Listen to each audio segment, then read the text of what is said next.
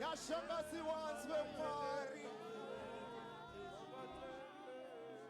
Yashangazi wanzwe mwari. Yashangazi wanzwe mwari. Yashangazi wanzwe mwari. Yashangazi wanzwe mwari. Yashangazi wanzwe ishe. Yashangazi wanzwe.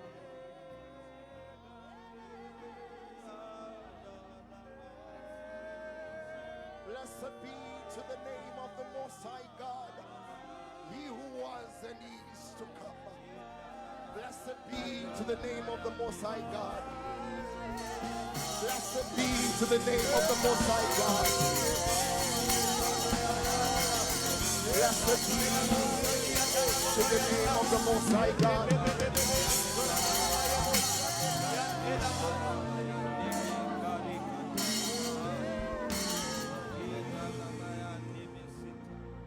Hallelujah. Hallelujah. Come on, you can do better. Can you celebrate Jesus? Can you celebrate Jesus? Can you celebrate Jesus? Shout if you can. Run around if you can. And celebrate the Lord. Come on. Celebrate, celebrate, celebrate.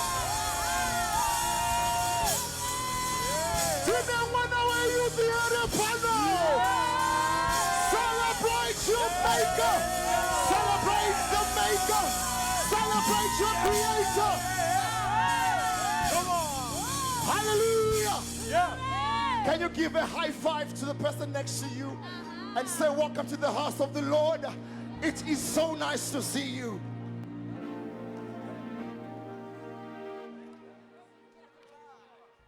Come on, celebrate Jesus one more time. Let's put our hands together and celebrate the Lord. Let's put our hands together and celebrate the Lord.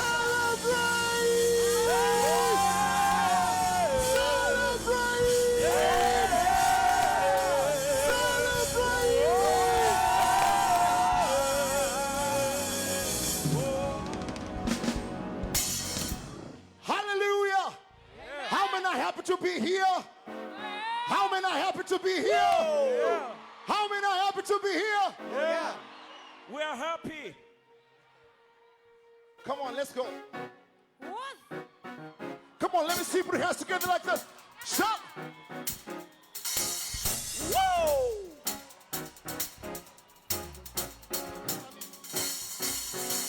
Say yeah.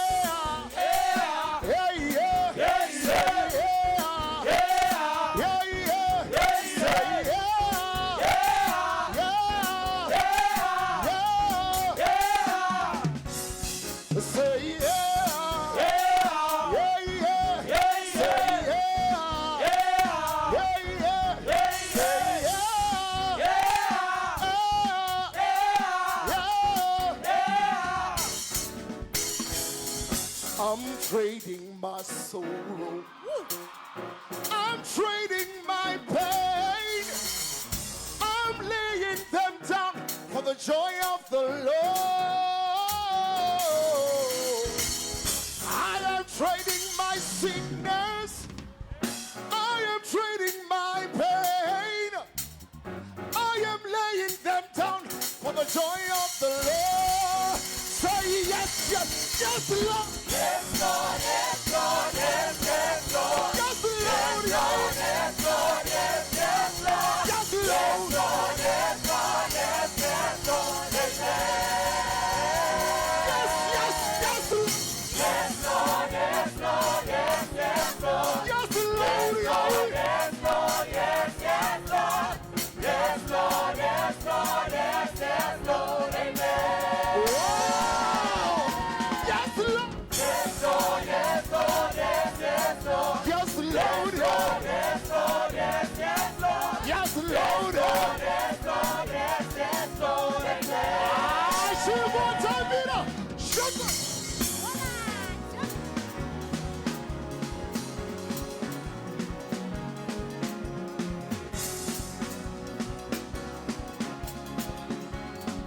Davina Jesu. 100.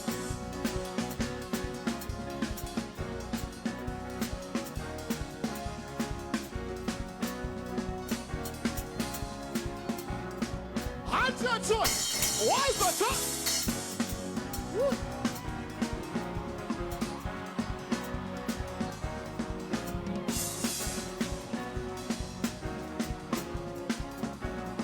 One more time, let me see you dance.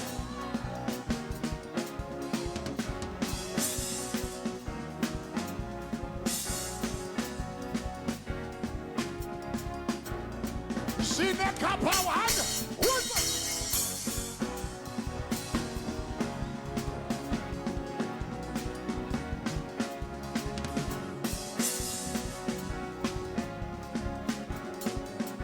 One more time, let me see.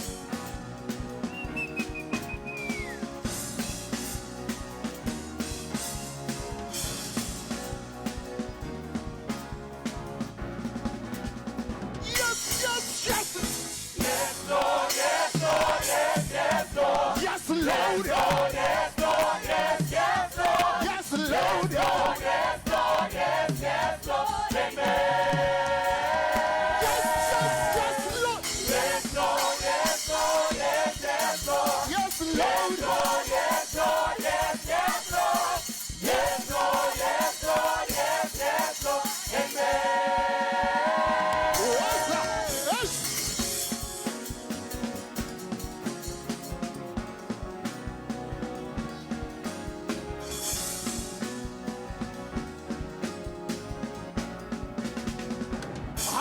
It's on the show.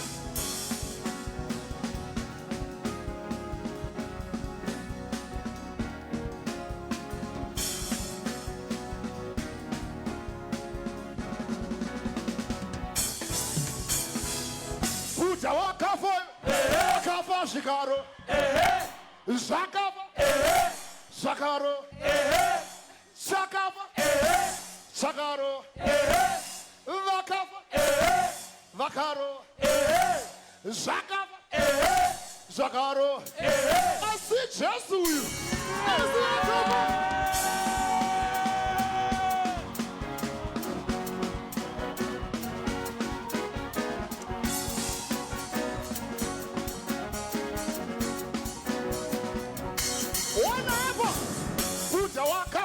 Vakaro, Maria Vakapa, Vakapa Vakaro, Koni Hakapa, Vakapa Akaro, Shakapa, Shakaro, Vakapa, Vakaro, Shakapa, Vakaro. I see Jesus. I see Vakapa.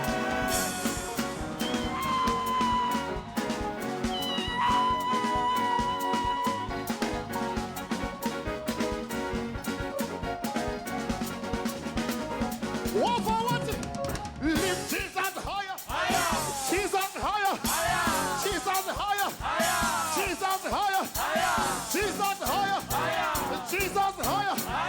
Jesus higher. Yepa China. Lift Jesus higher. Lift Jesus higher. Higher. Higher. Higher.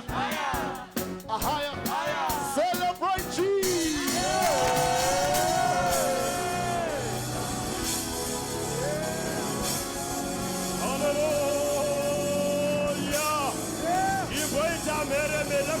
Jesu, chikweta mere.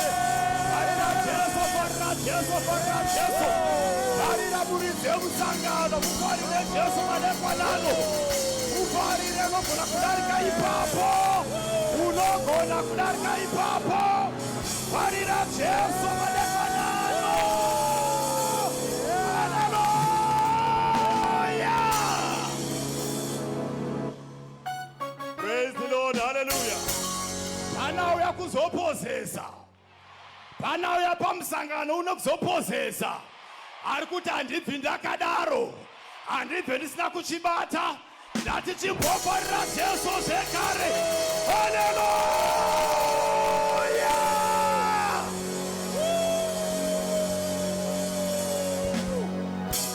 Praise the Lord, hallelujah. Regati kogamuchirana. Timbofarira. Wese asatashitsa 40 years. Young People's Union. Vakomana nasikana ndamwari wavo. Vana baba nanamai vadamwari wavo. Timboita mhere kungozvifarira pauri ipapo. Ndati timbozvifarira pauri ipapo. Varana ri padhuze newe. Mufarire manheru ano. Ndati mufarire manheru ano. Jesu ngavongwe nokuda kwako.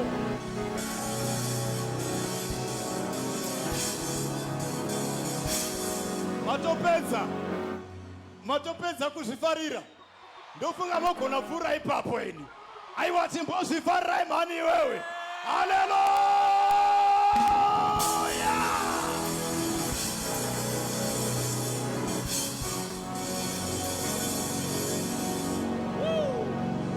Praise the Lord, praise the Lord, praise the Lord. Tafarira tungamiriri vedu. Our deacons, our elders, my leaders, eri kumasangano. I'm sure vari pamwe vari pakati pedu. Ngatingofarira manheru anhasi. Muzita raJesu, hallelujah! Ndotenda zvauya pamusangano panapa. Umwe neMwari panapa ana pastor vake. Umwe neMwari panapa ana mufundisi wake. Takumbofarira vafundisi vedu. Our beloved pastors. Muzita raJesu, hallelujah!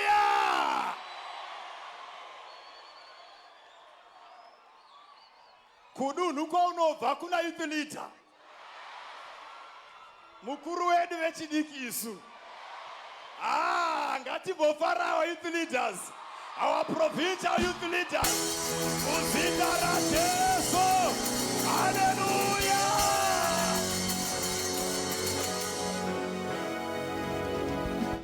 Pakati pavo zvekare vana vatungamiriri vavo. Than our national youth secretary. Baba namai Reverend Denga. Tivafarire tose muzita raJesu. Hallelujah!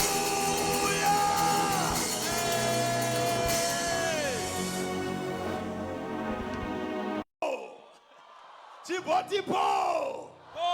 Timbofara our national youth leader. Baba namai mfundisi Chitsvare. Muzita raJesu. Hallelujah! Praise the Lord, hallelujah. Tichazovapa mukana vauye pano kuzotibatsira kugamuchirana baba. Muzita raJesu, hallelujah. Asi tiri pamufaro umwe chete iwoyu. Regai ndidaidze hama dzimwe dziri pakati pedu dzizotushumira. Praise the Lord, hallelujah.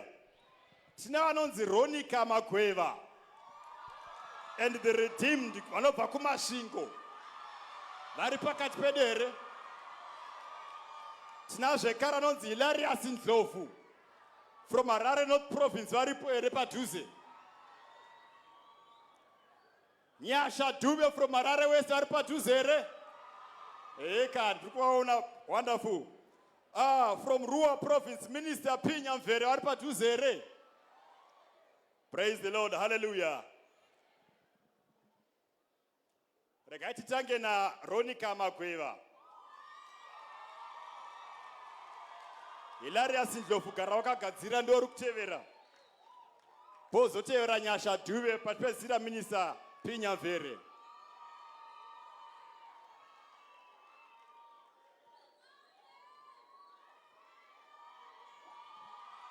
Vafarire vachiuya. Rambai muchivafarira vaone simba.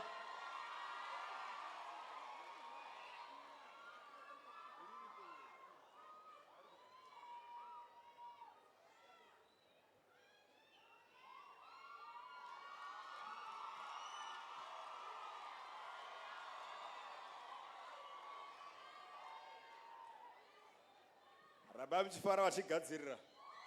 Pane zviri kuitika. Unokomborerwa chetewe. Unoitirwa zvakanaka manheru ano. Can you cut the main keys, Mr. Engineer? Hilarious Ndlovu chigadzirira. Nyasha Dibe uchizotevera, and then Minister Pinyamvere from Rua Tsopedzisa.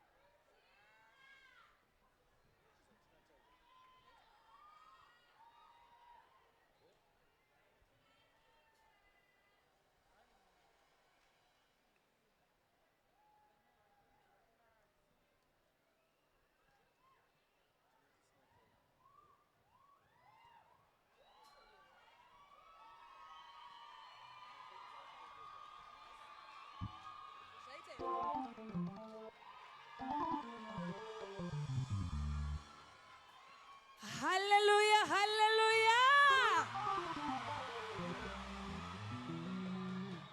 Thank you.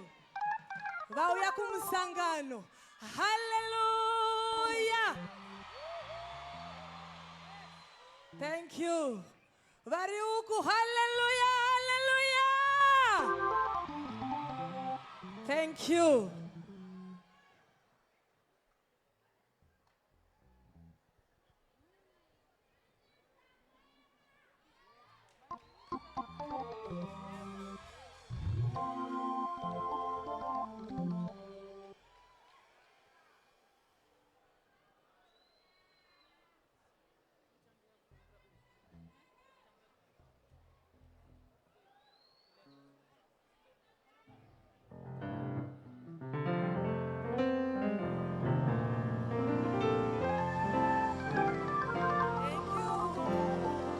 Thank you, Jesus.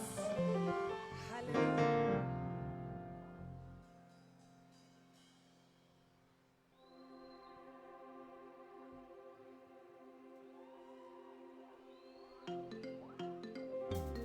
Ndinelanuera uko. Ibo tamba tuone.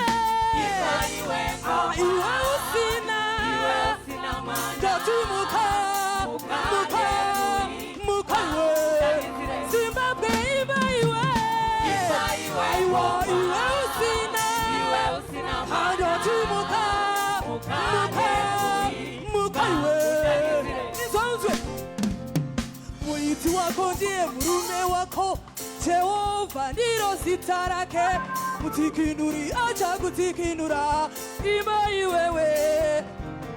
Mwiti wako ndiye murume wako, Jehova ndiro zita lake, mutikinuri acha kutikinura, imba iwewe, imba iwewe. Imba iwe ngoma, iwe usina mana, jatumuka, muka iwe. Kereke imba iwe ngoma, iwe usina mana, jatumuka, muka iwe. Tarauzwe, muziki nuri wako mupenyu, musiki wako wanewe, Jehova vanehanya, Zimbabwe imba iwewe.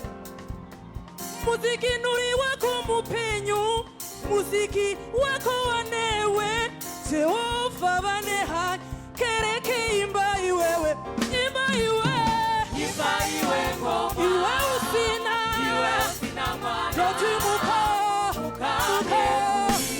iwe kereke imba iwe ngoma iwe usina mwana Joti muka mukane Teraunzwe kuchembera kutadzize kubata mwana kunzambu ya saraba no kunyebera ari mauri mukuru Zimbabwe imba iwewe kuchembera kutadzize kubata mwana kunzambu ya saraba no kunyebera ari mauri Zimbabwe imba iwewe ngoma iwe usina mwana Joti muka iwe kereke imba iwe ngoma iwe usina mwana Joti muka iwe azibotambira Jesu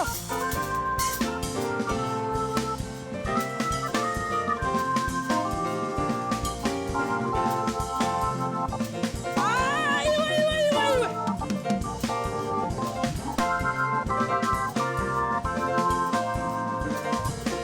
Teraunzwe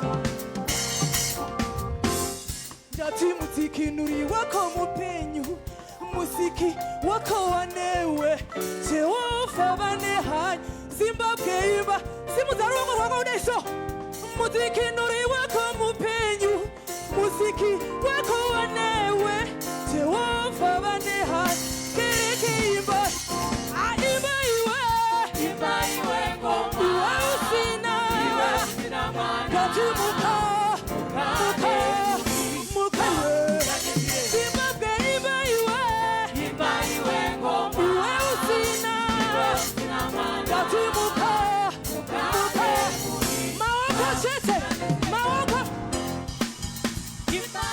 ngoma iwe usina mwana Adisibukuzwa mukane kuimba utanizire Adisibukuzwa let's go imba iwe ngoma iwe usina mwana mukane kuimba utanizire Aiwe imba iwe imba iwe ngoma iwe usina usina mwana Jati muka mukane muka iwe utanizire Regani mbo imba newe Imba iwe usina Jati muka iwe Yuthi imba iwe usina Jati muka iwe Hallelujah Thank you Jesus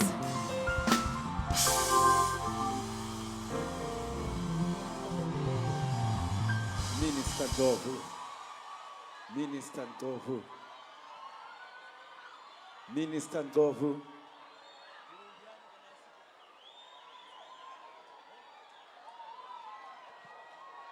Nyasha Dube. Nyasha Dube.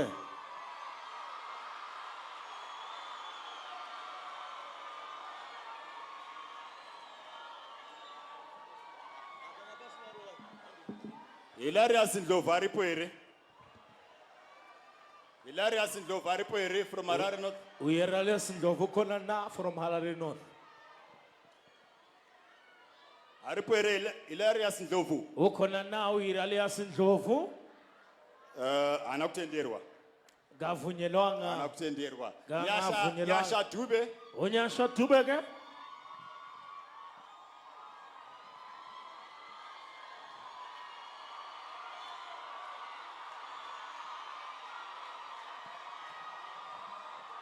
Hapo futhi. akekho njalo Anakuya zvekare. ngavunyelwanga njalo kakafiki. Minister P Nyamvere from Ruwa province. Minister P Nyamvere from Ruwa province.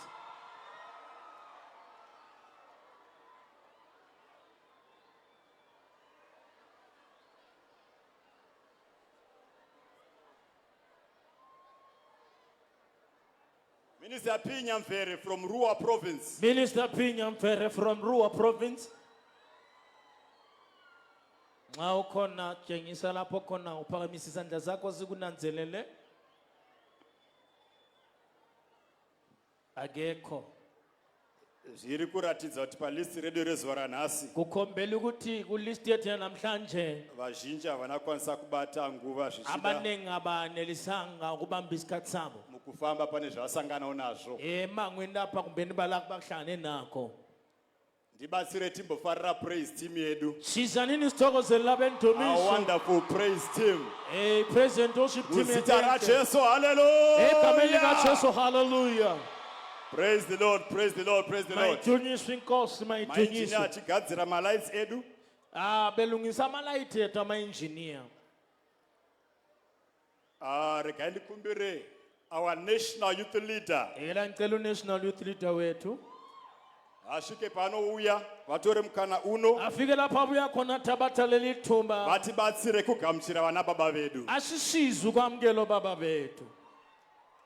Ngatifarire vachiuya, ngatifarire vachiuya, ngatifarire vachiuya. Asimthokozeleni siza, asimthokozeleni siza. Chimboita meremere, chimboita meremere, mboita meremere. Yenza umdumo.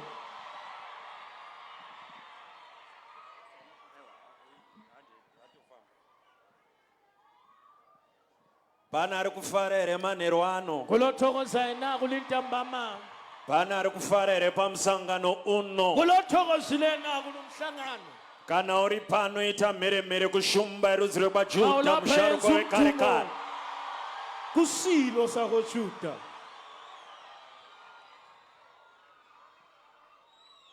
Ndiri kutenda kuti tauya pamusangano wevechidiki. Ngiyakholwa ukuthi size emhlanganweni wabatsha. Musangano wevane simba. Mhlangano walaba balamandla. Musangano uno musangano wejambanja. Mhlangano lo umhlangano wamandla. Musangano wesimba. Ngumhlangano wamandla. Saka zvinhu zvedu zvese tinofarira kuratidza kuti zvine simba mazviri. Into zethu zonke fanele Imbodaira ameni inopowa Satani namadhimoni ake. Hallelujah. Glory to the name that is above every name. Pamusangano uno Kulumhlangano tine mutungamiriri wedu silomkhokheli wethu muZimbabwe yose. kwele Zimbabwe jikelele. Tinoda kuti manheru anotifarire our president endamai. Sithanda ukuthokozela umongameli wethu lo mama kulintambama. Dr. C. Chiyangwa endamai. Dr. C. Chiyangwa lo mama. Chimbosimuka pauri kana uri mwana we-FM of Zimbabwe. FM of Zimbabwe. Ita mheremhere yekufarira muranda waMwari. Yenza umdimo Come on, wokuthokozela shout inqobo yenkulu. yes! Memezela ngamandla. Shout yes!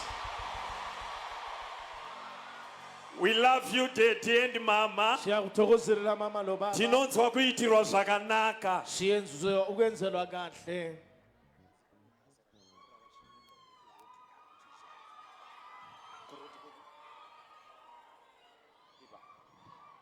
Tirikumbirawo vane bhazi rakamira murodhi apo. Sicela bale bhasi elime emgwaqweni lapha. Makavharira munhu mukuru ari kufarira kupinda pasevhisi ino. Livalele umuntu omkhulu ofanele afike kuli service. Munhu mukuru wandiri kutaura ndiye wandava kuda kugamuchira iko zvino. Omkhulu emfuna ukumkhuluma yese ngimwamukela kathesi. Avharirwa parodhi apo nerimwe bhazi rakamira pasi. Uvalelwe emgwaqweni ngelinye ibhasi elime. Ngaticelebrate our deputy president of AFM of Zimbabwe, Sithokozela umongameli kababa. Reverend Chinyemba endamai. Reverend Chinyemba lo mama. Come on youth, shout yes! Asithokozeleleni kulintambama. Ita mheremhere kuna Jesu. Chechi yedu ine munyori mukuru. Ibandla lethu lilo nobhala jikelele. Sekretari mukuru wechechi ino, Nobhala jikelele.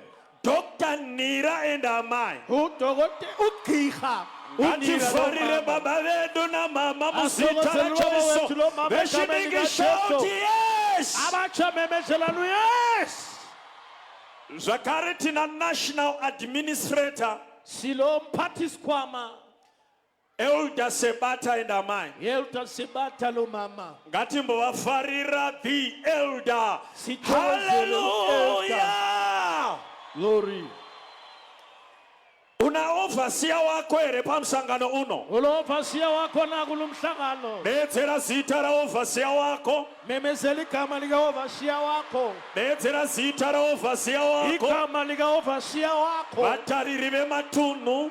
Abakhangeleli bezigaba And zethu. the entire apostolic council. Le apostolic council yonke. Sinokufarira na baba bamsangano uno wele Siyathokozela shidiki. baba umhlangano wabatsha. Ngati wafarire muzita ra Jesu. Siyathokozela egameni lika Hallelujah. Jesu.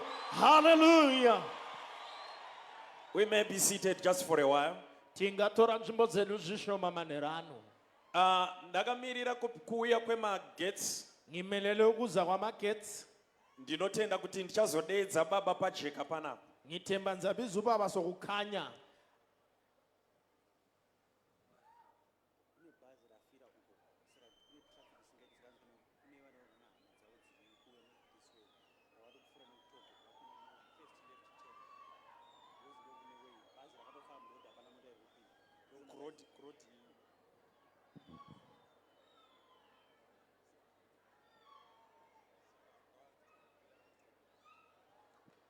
Tirikukumbira kuti nechiziviso chatiri kupiwa Silesaziso esethulelwayo parodhi yedu inobva nemasvingo iyi emgwaqweni wethu ovelele Masvingo before the toll gate. singakafika toll gate. Rodhi yedu inouya muno mukati. Indlela yethu leza ngapha phakathi. Mune bhazi rafira pakati penzira. Kule bhasi efele phakathi komgwaqo. Zvekuti hakuna imwe mota inogona kupfuura kuuya kuno. Akusekho enye imoto engadlulisiza ngapha. Saka vese vane hama dzavo dziri munzira Bonke abalezihlobo ezisendleleni vaadvaisei kuti vapfuure toll gate vapinde neimwe way inopinda panapa. baziseni ukuthi badlule i-toll gate bayesebenzise enye indlela eza ngapha Iyi inoshandiswa nevari kubva kuHarare esetshenziswa ngabavelela eHarare nekuti hapana pamwe pokupinda napo ngoba akayisekho enye indlela abangadlula ngayo kusvikira dambudziko iro ragadziriswa. kuze kulungisiswe lelo hlupho. Thank you. Siyabonga. Ndichiri panapa ndisandadedza baba. Sesemi lapha ngakabiza ubaba. Manero ano ndinoda kuti titore offering. Lintambama ngithanda ukubana ngithatha umnikelo. Shoko raMwari rinoti usauya kumba yaJehovha usina chawakabata. Izwi lithi ungeze endlini kaJehova ungaphethe lutho. Maashers edu ari pa position izvezvi. Ogosa bethu basendaweni khona manje. They are ready kuti vakubatsire kushumira Mwari nechipo chako. Balungele ukubana bakusize ukubana ukhonze umlimo ngesipho sakho. Nekuda kwekarima karipo. Ngenxa yobumnyama obukhona. Imi mese ingai makagara pasi. Lina lonke lihlezi phansi. Worship team chete ndoya ndichangokumbira iuye panapa. Abendumiso ngizabacela beze ngapha. Bata offering yako mumaoko. Bamba umnikelo wakho ngezandla. Kuti basa raMwari rifambe zvipo zvako neminamato zvinodiwa. Ubani umsebenzi kamlimo uhamba izipho lomthandazo kuyadingeka. Yanguva ekuti ushumire neoffering yako. Isikhathi sokubana ukhonze ngomnikelo wakho. Saka vachatiimbira zvishoma nezvishoma. Bayokusihlabelela Kwemaminutes mashomanene. okwemzuzu emlutshwana. Zvinogadziriswa zvimwe zvichigadziriswa asi tichibvisa offering yedu. Okunye kumele kulungisiswa sikhiphe umnikelo. I hope the finance mama positions enyu. Ngiyethemba abe financial sezindaweni. Thank you very much. You can sing a song for us Siyabonga lingasihlabelela ingoma as we collect our love offering. sithatha umnikelo. Vari kubvisa neEcocash. Abasebenzisa iEcocash Bataima phone enyu. bambe umakhalekhukhwini benu Ndikupei madetails anoteera. linikeze imininingwane elandelayo. Munoenda pa *153 Lenze njengokutshiwo lokho. *2 *035 045 amount hash. Ndichadzokorora Ngizaphinda *153 *2 *035 045 amount hash.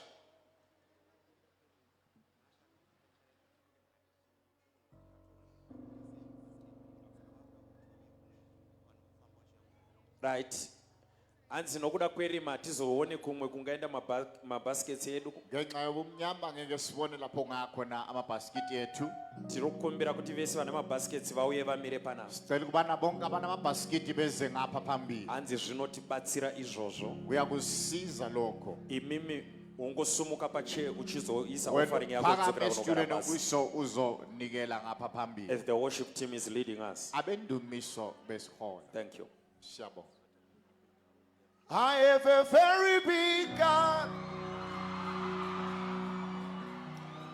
Pauri kusimuka ipapo Uphakama khonapho uchiya neoffering yako. siza lo mnikelo wakho. Takura nezvinokosha zvako ufambe nazvo. Thwala okuqhakathekileyo lakho uze lapho. Nekuti patinoungana pese Ngoba isikhathi zonke panogona sikuthatha. kuita vanoda kutora advantage yerima riripo. Khona abangafuna ukuthatha advantage yobumnyama. Unoona anhu onga foni yako kana kabhegi kako. Thole sedobhi ifoni yakho. Let's come with our offering. Worship team. Take it. Size lo mnikelo wethu abendumiso.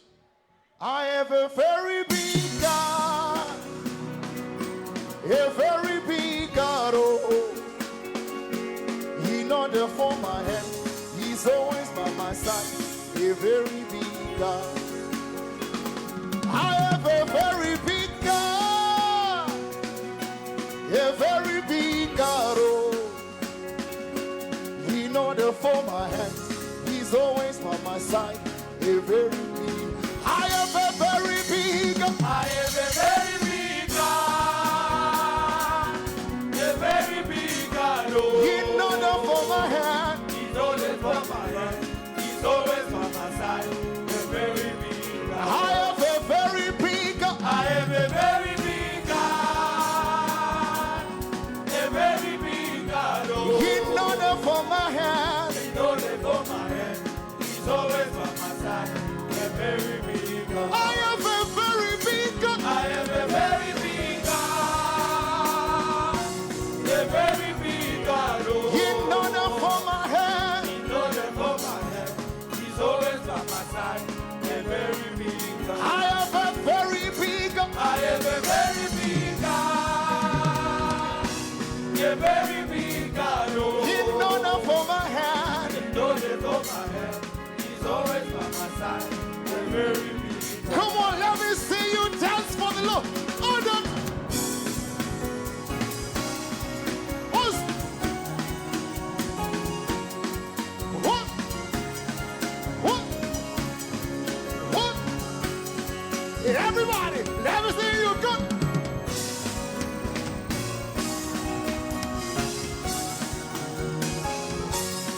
What?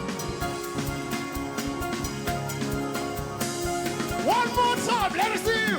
Everybody, go to.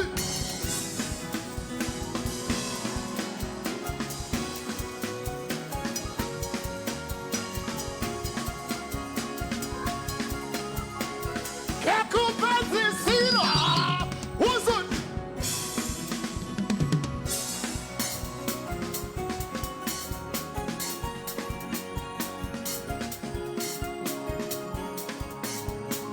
I have a very big. I have a very big God. A very big God. Oh. He know the for my hand. He knows it for my hand. He's always by my side. A very big God. I have a very big. I have a very big God. A very big God. Oh. He know the for my hand. He knows it for my hand. He's always by my side.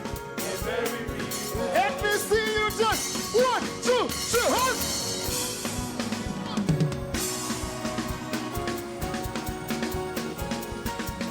What? What? What?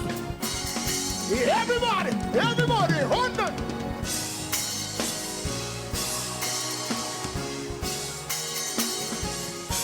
He know the for my hand. He's always by my side. A very big God. Celebrate Jesus. Thokozela uJesu. Tese kuno ku stage anditi tiri kuona anditi ka. Ngapha phambili kuyakhanya ngisho. ndiri kutenda kuti nelighting iripo tinogona kuona tese zviri kuitika kuno kustage handiti ka. Kholwa ukuthi ukukhanya okhona sonke siyabona okwenzakala. Thank you. Ndichinyengetedza zvimwe kuti zviite. Silokhe sincenga ukuthi kulunge. We have got our official opening crew ye-conference ino. Sile official opening crew yalo mhlangano. Are you ready, guys? Thank you.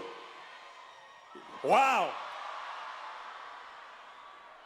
Mwari ari kutinzwa manje manje. Limuyasinzwa madhoza. Hansi yacho iri kuburuka manje manje panojeka pano. Pendulo yehla manje. We want to hand over this time to our official opening crew. Sifuna ukunikela abe official opening crew. Come on, celebrate them as they come to take this stage. Sibathokozele bezothatha lindawo. You are going to enjoy whatever is going to happen here. Ngiyokholisa okuyokwenzakala. Udzari pati zinoti gadzirira kunakirwa. Cela umakhelwane ukuthulungiselela ukukholisa. Uchaona kushamisa kwa Mwari. Uyobona ukumangalisa kwaNkulunkulu. Over to you, official opening crew. Shela lina.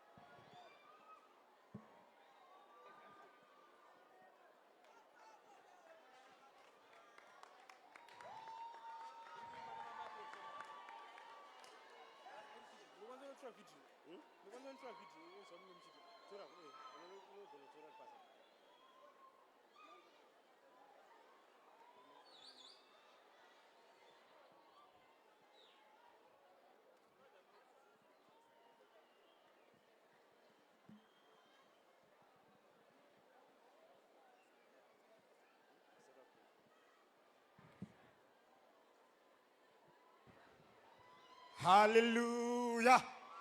Somebody shout glory.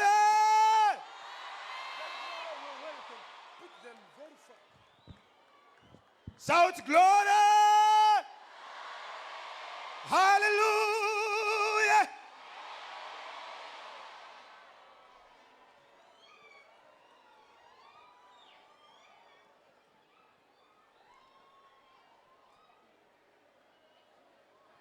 AFM of Zimbabwe Young People's Union.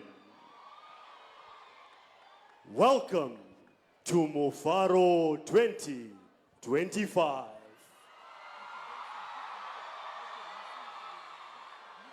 Are you ready? Well, Mufaro Conference Center is a place of prayer.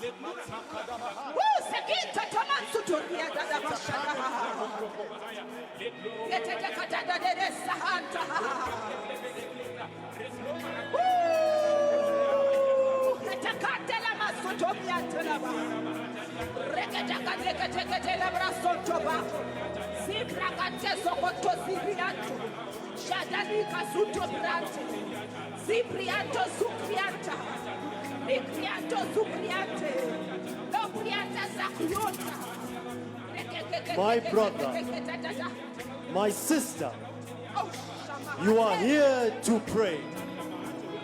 You are not here to play.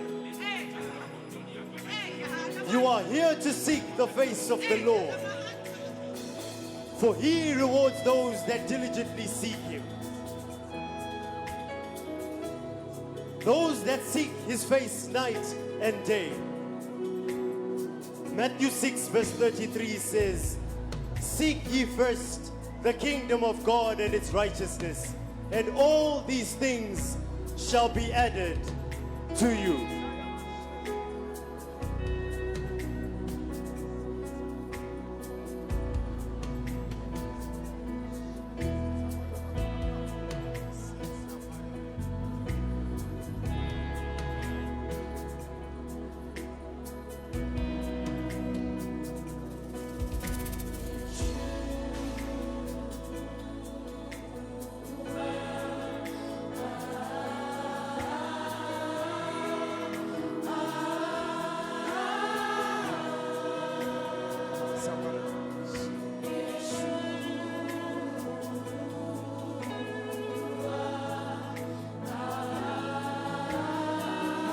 In a time filled with evil, a time filled with sin, do not be the youth that is led astray.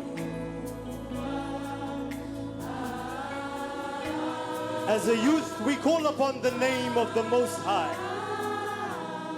As a church, we call upon the name of Yeshua. He is the same yesterday, today, and forevermore. Call upon the name of Yeshua.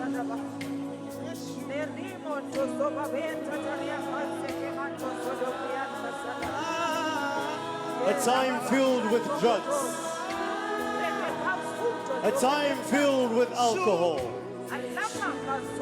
Don't be the youth that is led astray. Call upon the name of Yeshua. He never fails. Yeshua has no rival. Yeshua has no equal. Nothing and no one can compare to the name of Yeshua. Call upon the name of Yeshua.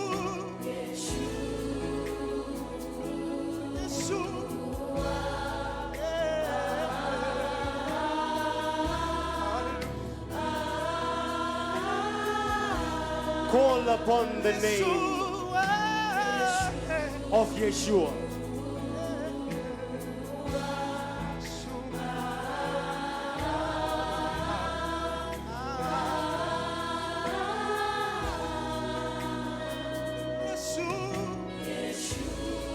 Come on, somebody.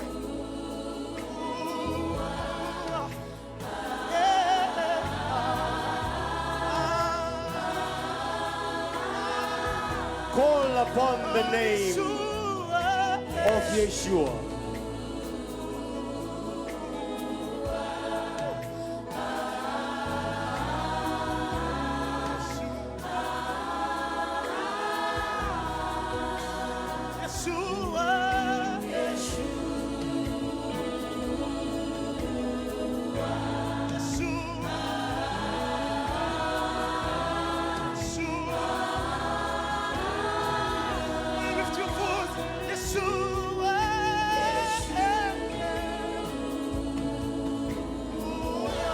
His love never fails.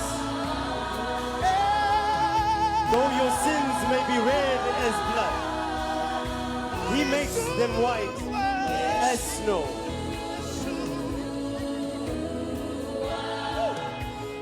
Call upon the name of Yeshua. Lift your voice. Oh, Yeshua.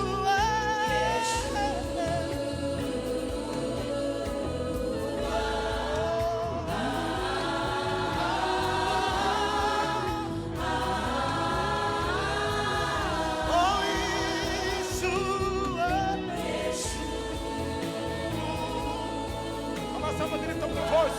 Oh, Yeshua.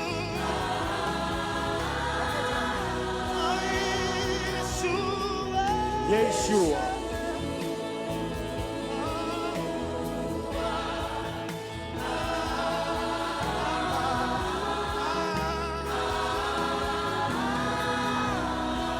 It is time to possess your territory.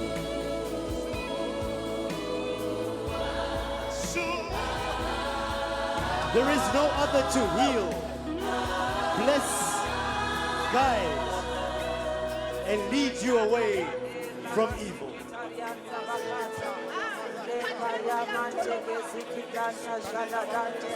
Lord God, our Father, we are here to seek your face,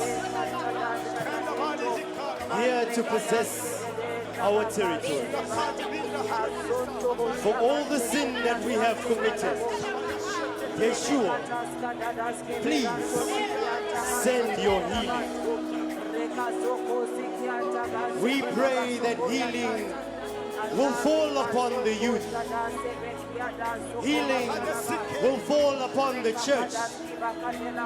Healing will fall upon the nation. Lord God, our Father, Yeshua the Most High, send your healing upon your children.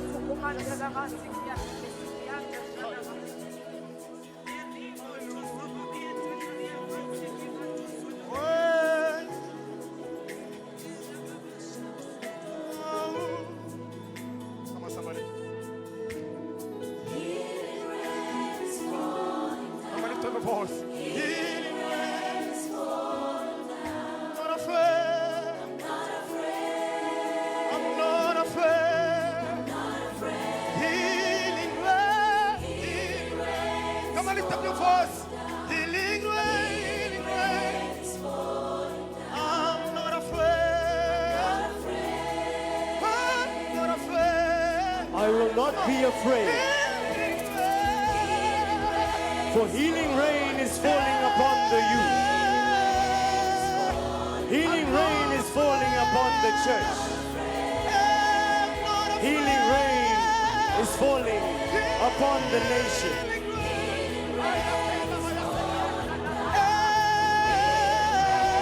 Father, upon your church, won't you please open the floodgates of heaven?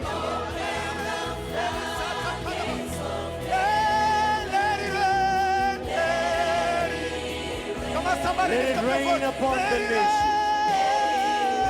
Let it rain upon the youth.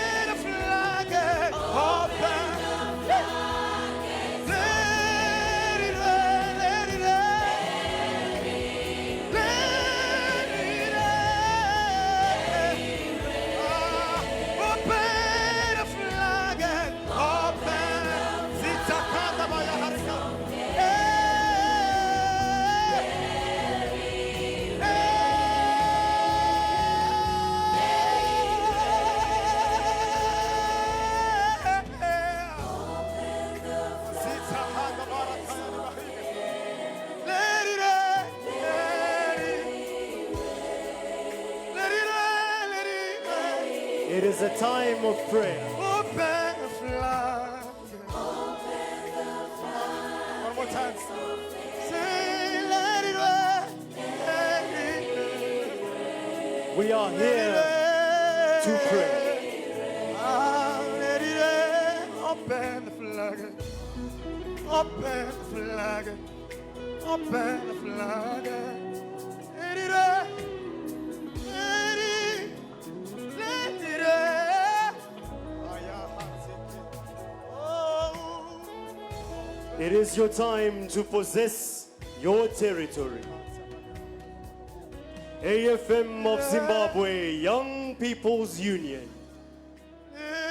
welcomes to Mufaro 2025. Can you clap for Jesus? Somebody shout glory! Glory! Mururu na muriza kuna Jesu. Hallelujah.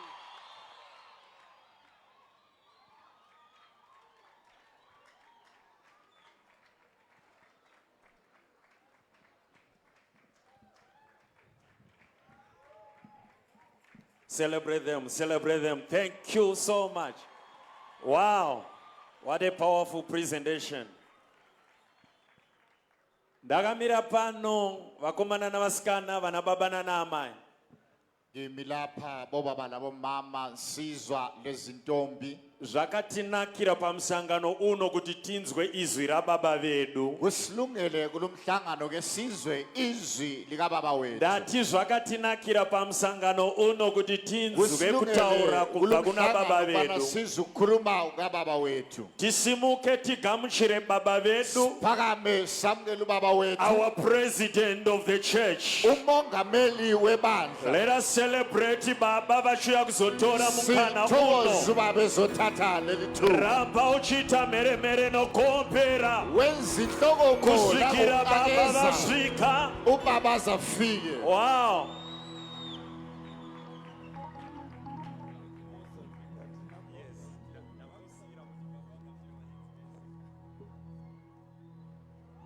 Hallelujah. Hallelujah. You may be seated in the presence of the Lord. Ithatheni indawo zenu zokuhlala.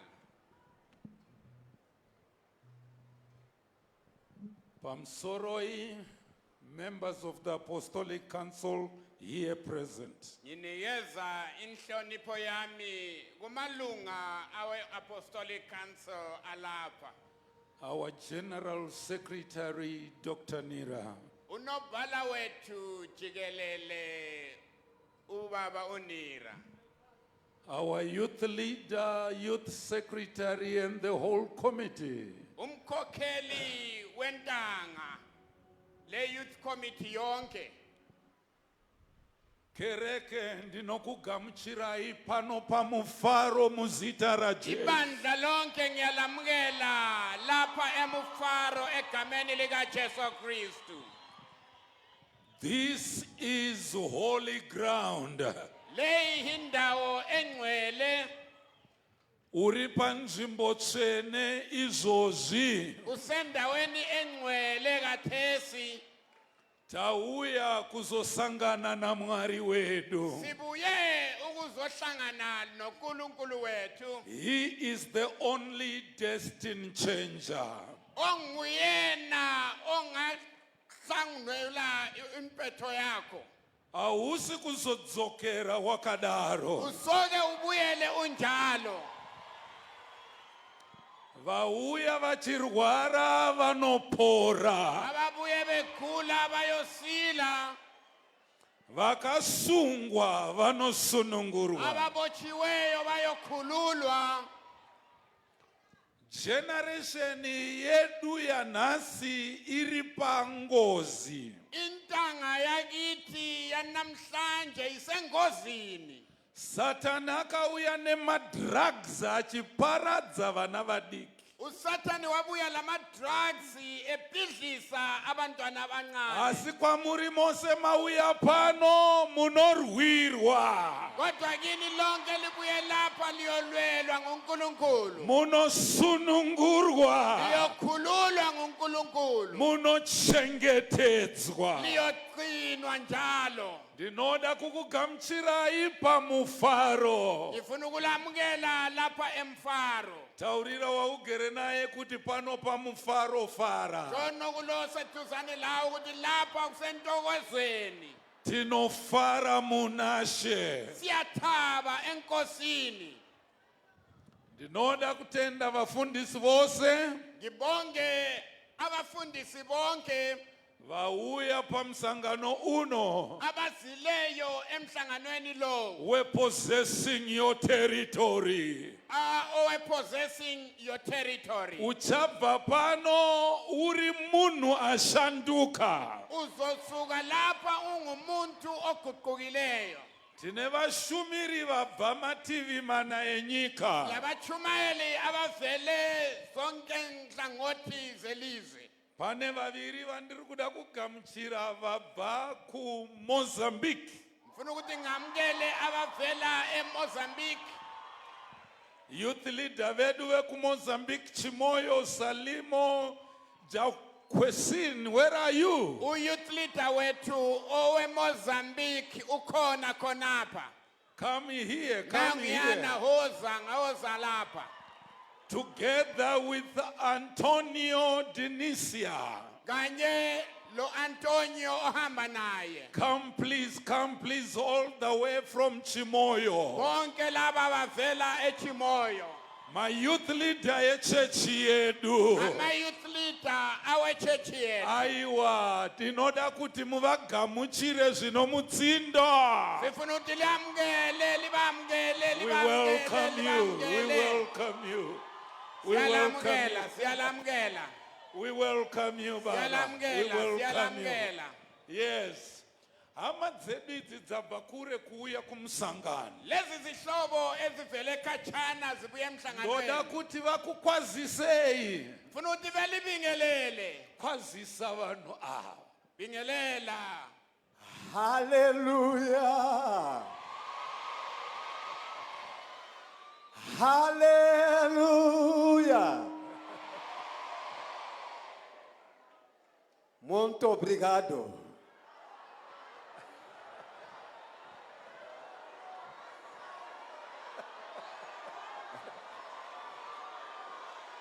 Hallelujah. Tinotenda siyabonga nekugamuchirwa nokwamukela kwakadai. okunje Ini ndinoitwa Salimu Manuel Jackson. uqamba njalo igama lakhe Tinobva nepachimoyo Mozambique. sivela eChimoyo eMozambique Ndili youth leader engu-youth leader iko kokuchimoyo. khonale Tinotenda. siyabonga Wow, thank you. Thank you, thank you. Yes. Hallelujah! Waripa musangano, hallelujah! Toda kutenda Mwari atishisa pano. funa ubonga uNkulunkulu osisifikise lapha Ini zita rangu ndinoitwa Antonio Dinish. ndiyo Antonio Dinish. Viemos nesta conferência para aprender.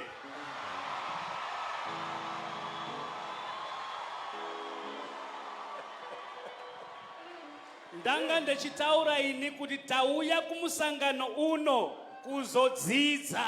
sibuye emhlanganweni ukuzofunda Tichatora zvatichadzidza kuenda nazvo kuMozambique. siyoloba lokho esiza kufunda sihambe nako eMozambique Ende tinokukoka iwo kuMozambique tishanyirei. lani siyalinxusa eMozambique Tinotenda. siyabonga Vataurirei kuti we are coming to Mozambique. batsheleni ukuthi siyabuya eMozambique Tiri kuuya kuchimoyo. siyabuya eChimoyo Tinotenda nyasha dzerwendo Mwari vakutungamirirai. siyabonga uNkulunkulu ulikhokhele Ndokumbira kuti usimuke pauri. phakama lapho khona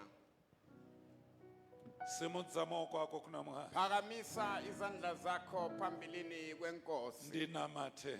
ubaba ekhuleke Baba vedu muri kudenga. Muchengeti wa Israeli asingakotsire kana kuvata. Makatungamira Israeli neshongwe yegore masikati. Shongwe yemoto usiku. Vana venyu vauya pamusangano uno. Baba muzita ra Jesu. Tinoraira mhepo dzezvirwere. Mhepo dzekurwara. Iye zvino nezita ra Jesu ngadzibve pamusangano uno. Fukidzirai musangano uno neshongwe yegore, shongwe yemoto usiku. Baba dzivirirai vana venyu, vachengetei kune wakaipa. Shandurai mamiriro ezviro, sanganai nemadambudziko avo panyama nepamweya. Sanganai nezvinovanetsa, mushandure mamiriro ezviro. Baba ropafadzai musangano uno, komborerai musangano uno. Vana vadiki vazadzwe nomweya mutsvene, vataure nendimi sezvataona vamwe vachiita. Evo mweya mutsvene waMwari, burukai, burukai, burukai. Mwari weminana, Mwari wemashura nezviratidzo, zviratidzei pamusangano uno. Ndinotaura kuropafadza kwedenga, ndinotaura kukomborera kwaJehovha. Vashumiri vaitei mirazvo yemoto muzita raJesu. Amen. Mururu namuridzwa. Thank you.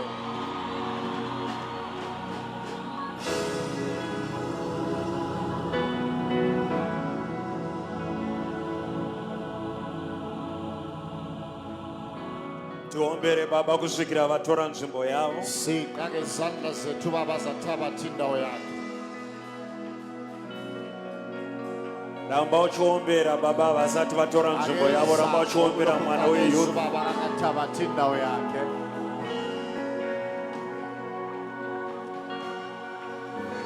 Pamusangano uno Kulo umhlangano tine dingindira romsangano. sile ndikimba yomhlangano. Tine theme yomsangano uno. Sile ndikimba yalomhlangano. Theme yedu inotorwa kubhuku ya Joshua chapter 21 ithabathwa embhalweni kaJoshua 21 verse 43. evesini ka43. Ndichakumbira Baba Makowe Zacela ubaba Makowe manyai pano muverenge theme yomsangano uno. gijima uze sifundela umbhalo wendikimba. Joshua chapter 21 uJoshua 21 verse 43. evesini ka43. Lo theme scripture yomsangano uno. yiwo umbhalo wendikimba yalomhlangano.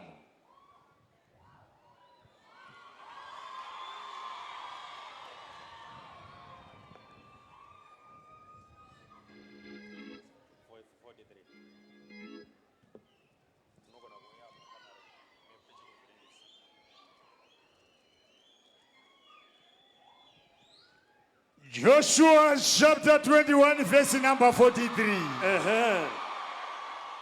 Saizvozvo Jehovha akapa vaIsraeri nyika yose yakanga apika kuti uchaipa madzibaba avo ikava yavo vakagaramo.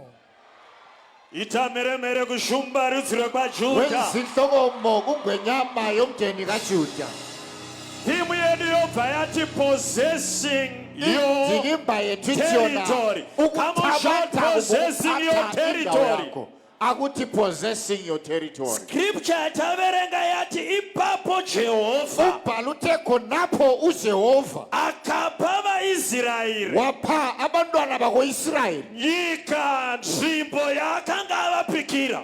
izwe ayebafungele lona. Kana Jehovha akupa Xa uJehova esesipha hazvinei vanhu havasi kuda, akulandi ukuthi abantu abafuni, hazvinei varoyi havasi akulandi kuda, abathakathi kabafuni, hazvinei vedzinza havasi akulandi kuda. abasendo kabafuni. Kana Jehovha ada, Xa uJehova ethandile, yathi kana Jehovha ithi uJehova ada, mayithandile anokupa varoyi varipo, uyakupha abathakathi bekhona, anokupa zvitoma zviripo, uyakupha ontikolosi bekhona, anokupa ikonomi yakaoma. uyakupha umkhonomi womile. Pamusangano uno haudzokeri wakadaro. Umhlangano uyela unjalo. Takauya kuzopozesa zvandakapiwa naJehovha. Sukuzephatha esakuphiwa nguJehova. Nditendere ndikutaurire kuti Ngivumele ngikutshele zvako ukuthi okwakho uri kudzokera nazvo. uyobuyela nakho. Ndati nditendere ndikuudze kuti Ngivumela ngikutshele zvako okwakho kana basa riri rako umsebenzi ungowakho uri kudzokera naro, ubuyela ulawo. kana muchato uri wako Umshado ungowakho uri kudzokera nawo, uyobuyela uphethe. vhiza iroro kana riri rako Iviza leyo mayinge yakho uri kuenda wanaro. uyobuyela usunayo. How many are ready to possess their territory? Bangakasebelungela ukuphatha indawo yabo, Nzvimbo yauri kunoposesa indawo oyakuyibusa. ine vanofunga kuti ndo varidzivayo, Kulabacabanga ukuthi ngeyabo, asi kana waipiwa naJehovha, kepha mawunikezwe nguJehova, Satani get away. Sathani suka lapha, Rekera vana vapinde, yekela abantwana bangene. daidzira kuti tapinda Akumemezi tapinda. ukuthi singenile Are sesingenile. you ready to possess? Sulungele na ukuthabatha. Shimosimuka pauri papo, Phakama lapho khona. uri kutendere kuti uri kuchibata. Uyakhola na ukuthi uyokuphatha. Simudza gumbo rako uti Phakamisa inyawo ukuthi yeye, uti yeye.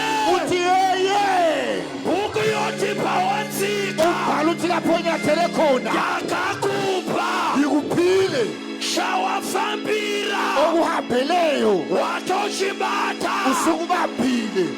tsika teritori ipapo Yathela indawo lapho, tsika futhi nerimwe yathela gumbo futhi ngolunye unyawo. iti tava kudzifambira Wothi sesizihambela, Avakunotora. Sesisiyothabatha. Shout fire. Akuthi umlilo. Worship team, are you ready? Abendumiso Come selungele closer, la. come closer.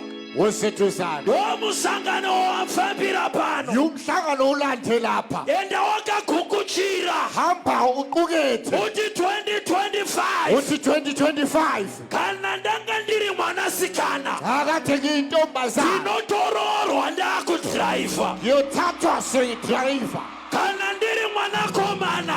Angiyisizwa. Ndinotorora njane imba yacho. Ngiyathatha seyile ndlu yakhona. Tichadziva tiri manjaya. Sizakha sizinsizwa. Tozidriver tiri manjala. Sitshayele sizintombi. Hakuna UPFM of Zimbabwe. Akulalutha lo-FM uZimbabwe oba ngumyanga. Tinodeclare nezita raJesu. Siyaquba ngegama likaJesu. Uri kuyenda kunezvowakanzina Mwari Uyakulokhu unosvika. umlimo wathi uyafinyelela kikho.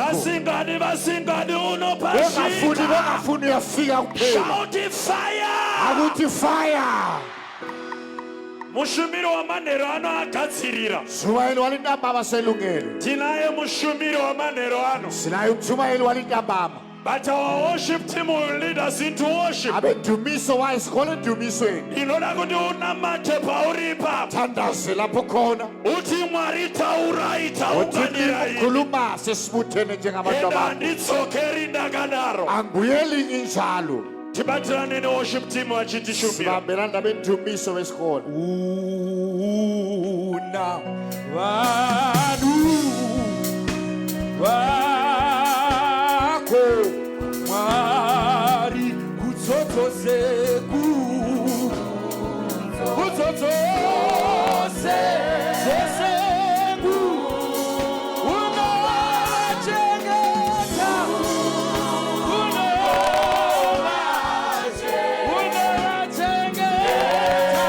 unowachengeta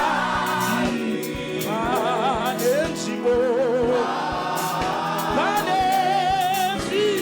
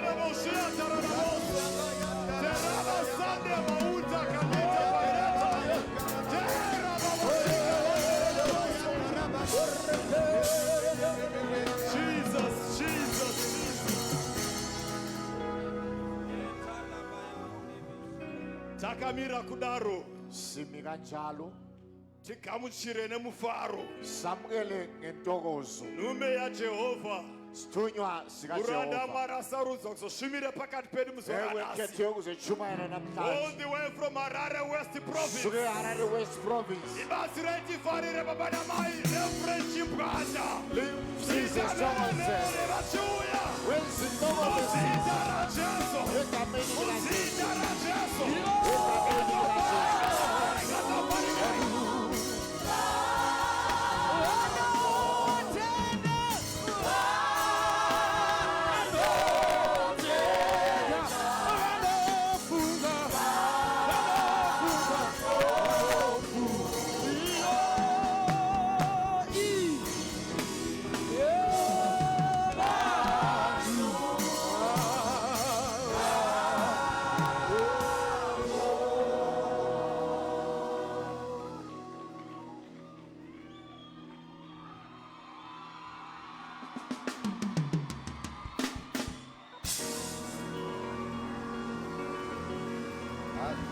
Hallelujah.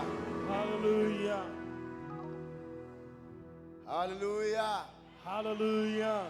Monto Brigado. Zvataurwa. Vangwamboti Monto Brigado, my brothers from Mozambique. Kuhama dzangu dzekumozambique ntando kuti obrigado. How many are excited to be in this place? Vangani vari kufara kuva panzvimbo ino manheru ano. How many are excited to be in this place? Vangani vari kufara kuva pano manheru ano. Regai tisati tapfuurira mberi Niye havadluleli pamberi. takamira netsoka dzedu. Simi ngenyawo zedu. Tinoda kuremekedza muridzi wemusangano uno, Hloniphe umnikazi walo mhlangano. the King of Kings, Inkosi yamakhosi. the Lord of Lords, Ikhawe lamakhawe. the Rose of Sharon, Yeli ngadlangadla. the lily among the thorns, Usahoho. the bright and the morning star, Yena namandla. the one who was, who is, and who is to Ohlala come. nguye, onguye, onguye. He is the match to ignite the fire. Nguye namandla njengomlilo. Ndiye matches kubatisa moto. Nguye olumathisa umlilo. Kana asipo moto conference awugone kubatha. Akakho umlilo. Walumhlangano wake walumatha. He is the fuel to propel the engine. Yiyo inkuni zokubatisa Kana umlilo. asipo moto ayigone kufamba. Akakho ngeke Nekuti yahamba. ndiye peturu yemusangano uno. Ngoba nguye amafutha. Oh, come on, shout yeah! Abazelu yeah. Shout yeah! Shout yeah, yeah! Othi yeah, yeah. Shout yeah, yeah! Othi yeah, yeah. Shout yeah! If a high five ari paside pako, umutse kuti you are on the agenda of the Lord tonight. Umtshela ukuthi usendabeni Umutse kuti uri pa agenda ya Mwari manheru ano. umtshela ukuthi usetafuleni kaNkulunkulu kulintambama. We can take our seats in the heavenly places. Totora nzvimbo dzedu muvepo wasve manheru ano. Manheru ano ndisingapedze nguva, Kulintambama nganditi xesha nethuba lenu. ndibatsire ukugamuchira hama yangu. Yisise samukela ihlobo sami. Mufundisi wangu wanga wachitichera panguva ino. Mfundisi kade sirhohela kuze kube lesi Tinoda sigaba. kuvafarira, tinoda kuvaremekedza. Simthokozele simhloniphe. Ngatibatanidze maoko nekufarira hama yedu. Sibamba isandla sithokozele ihlobo sethu. Mufundisi mushayike Umfundisi mshayike. muzita raJesu. Hallelujah. Egameni lenkosi ethu Jesu haleluya. Tinoda zvakare kugamuchira Thanda ukwamkela. mutungamiriri wekereke yedu yeApostolic Faith Mission of Khokheli Zimbabwe, webandla lethu Apostolic Faith Mission none of other than Zimbabwe. our President Reverend Chiuyangwa. Umongameli wethu Reverend Chiuyangwa. Ngatifarire ibaba vedu mutungamiriri wekereke Sithokozele yedu. ubaba wethu umholi webandla lethu. We can do better than that. Singayenza Hallelujah. ukudlula khonapho haleluya. Tinoda kugamuchira zvakare the Deputy President Ngiyamkele njalo umsekeli wakhe Revi A. Chinyemba. Reverend A Chinyemba. Ngativafarire muzita raJesu. Hallelujah. Sithokozele negama likaJesu Tinoda haleluya. kugamuchira zvakare munyori mukuru zvakare Thanda ukwamkela unobhala omkhulu nobhala wekereke yedu jikelele. ino webandla lethu leli none other than Reverend Nira pamwechete na amai. Dr. Nira ndawonye nomama Tinowafarira muzita ra Jesu. Amen. siyathokozelela egameni likajesu Our amen administrator Elder Sabata. we-administrator wethu Elder Sabata Tinokugamchira ibaba muzita ra Jesu. siyamukela baba egameni likajesu Lula kugamchira apostolic council yose. i-apostolic council yonke Inotungamirwa nama overseers edu. ekhokhelwa ngama-overseer Kugamchira wana baba overseer muzita ra Jesu. Hallelujah. egameni likajesu hallelujah Dino pakati pema overseer iwayo. phakathi kwama-overseer wona Dina nawo overseer owangu ku province kwa ilo ndinova. overseer wami esigabeni engivela kiso Baba wangu na my Reverend ubaba PV wami Makarich. umama ureverend Makarich Nokugamchira imuzita ra Jesu. siyamukela egameni likajesu Nokugamchira all our youth leaders. samukela abakhokheli babatsha bonke Wekuma provinces akasiyana siyana. esigabeni esishiyene Mwari shiyene kudenga kuitire zvakanaka. unkulunkulu wasemazulwini alenzele kahle Isingakanganwe zvakare our national youth leader. singakhohlwa unational youth Baba leader Reverend Chitsware na amai. baba reverend sitshwalelo mama Nokugamchira imuranda washe. salamukela nceku yenkosi Our national secretary wechidiki. unational secretary wabatsha Reverend B. Denga. reverend p denga I salute you, men of God. May the Lord bless you. unkulunkulu alubusise Muzita ra Jesu, amen. egameni likajesu amen Our national administrator wechidiki. national administrator wabatsha Baba Muza baba tinokugamchira. muza siyakwamukela Muzita ra Jesu, egameni amen. lenkosi yethu jesu amen Ndibatsirewo zvakare kugamchira. size ningamukele Kuprovince yandinobva eprovince lapha phela kiyo eHarare West Province. harare west province Ndoda kugamchirai hama dzangu. ngilamukele hlobo zami Muzita ra Jesu, amen. egameni likajesu amen kuHarare West ikoko harare west khona ngale tine rimwe sangano riri kuNorton silelinye ibandla elisenoton rinoitwa Mount Zion City. othiwa imount zion city Musangano wese umhlangano tinoda wonke kuwafarira muzita ra Jesu. sibathokozelela Hallelujah. egameni likajesu hallelujah Tinotenda zvikuru. siyabonga kakhulu Regai tipinde mushoko raMwari manheru ano. singene elizweni lenkosi Ndibatsirei ndigamuchire muverengi wezwi rashe achiuya kuno mberi. samukele umbali welizwe siza Muverengi achiuya kuno mberi. umbali esiza ngapha Ndoda phambili kugamuchira Reverend Manasa, uthanda ukamukela youth ngapha leader wekubulawayo North. youth leader webulawayo north Vandichange ndichishumira nawo pamwe chete manheru ano. sikhonza ndawonye kulintambama Muzita ra Jesu, amen. egameni likajesu amen Regai manheru ano. kulintambama Hatichaverengesa theme scripture yedu. asabalisi indikimba Basi ndine mamwe mavhesi andoda kuverengesawo. kodwa namavhesi efuna ukuwabalisa Ndoda kuvhurirwa kuna Numbers chapter 33. numbers 33 Kubva pavhesi ya 50 kusukela evhesini ka-50 kusvikira pa53. siyafika ku-53 Tozoverengerwa zvakare sibalelwe njalo kuna Luke chapter 11. Sisi pamapanemo api pajoritani pajeriko akati taura navana vaIsraeri uti kwavari kana mayambuka Jorodhani mukasvika munyika yeKenani munofanira kudzika vanhu vose vagere munyika pamberi penyu nokuparadza zvifananidzo zvavo zvamabwe nokuparadza zvifananidzo zvavo zvakaumbwa nokuputsa nzvimbo dzavo dzakakwirira munofanira kutora nyika iyo yenyu mugaremo nokuti ndakakupai nyika iyo. Sokorodzai zvakare ipapo. Munofanira kutora nyika iyo yenyu mugaremo nokuti ndakakupai nyika iyo. Nekuti ndakakupai nyika iyo. Iyo yenyu. Ive yenyu. Now Luke chapter 11 verse 21.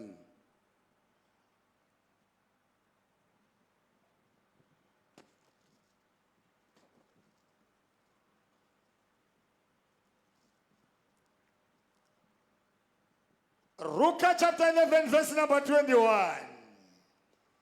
Kana munhu une simba wakashonga nhumbi dzokurwa achirinda imba yake nhumbi dzake dzinochengeteka.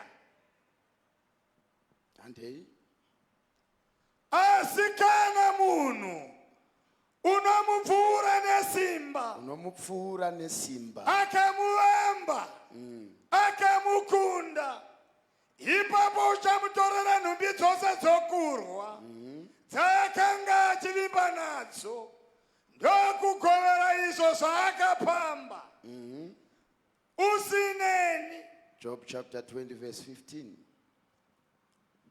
Job 20 verse 15. Job 20 verse 15. Job chapter 20 verse number 15. Wanedza pfuma asi uchairutsazve, Mwari uchaibudisa mudumbu rake. Tokorodzai zvakare. Wamedza pfuma asi uchairutsazve, Mwari uchaibudisa mudumbu rake. Tinotenda Mwari varopafadze kuverengwa kweshoko. Mighty God, I come before you tonight in the name of Jesus. I pray, God, that the cloud of your glory may follow in this place. May you overtake my tongue, my spirit, and my body. Zvikuru sei Mwari kuti kuda kwenyu kuitwe manheru ano. Ndamirawo semudziyo wenyu Mwari. Simbisaiwo mabvi anodedera, maoko anoshayiwa simba. Kana zvose zvaitwa imi mugokudzwa, imi mugoremekedzwa. Muzita raJesu Kristu, amen.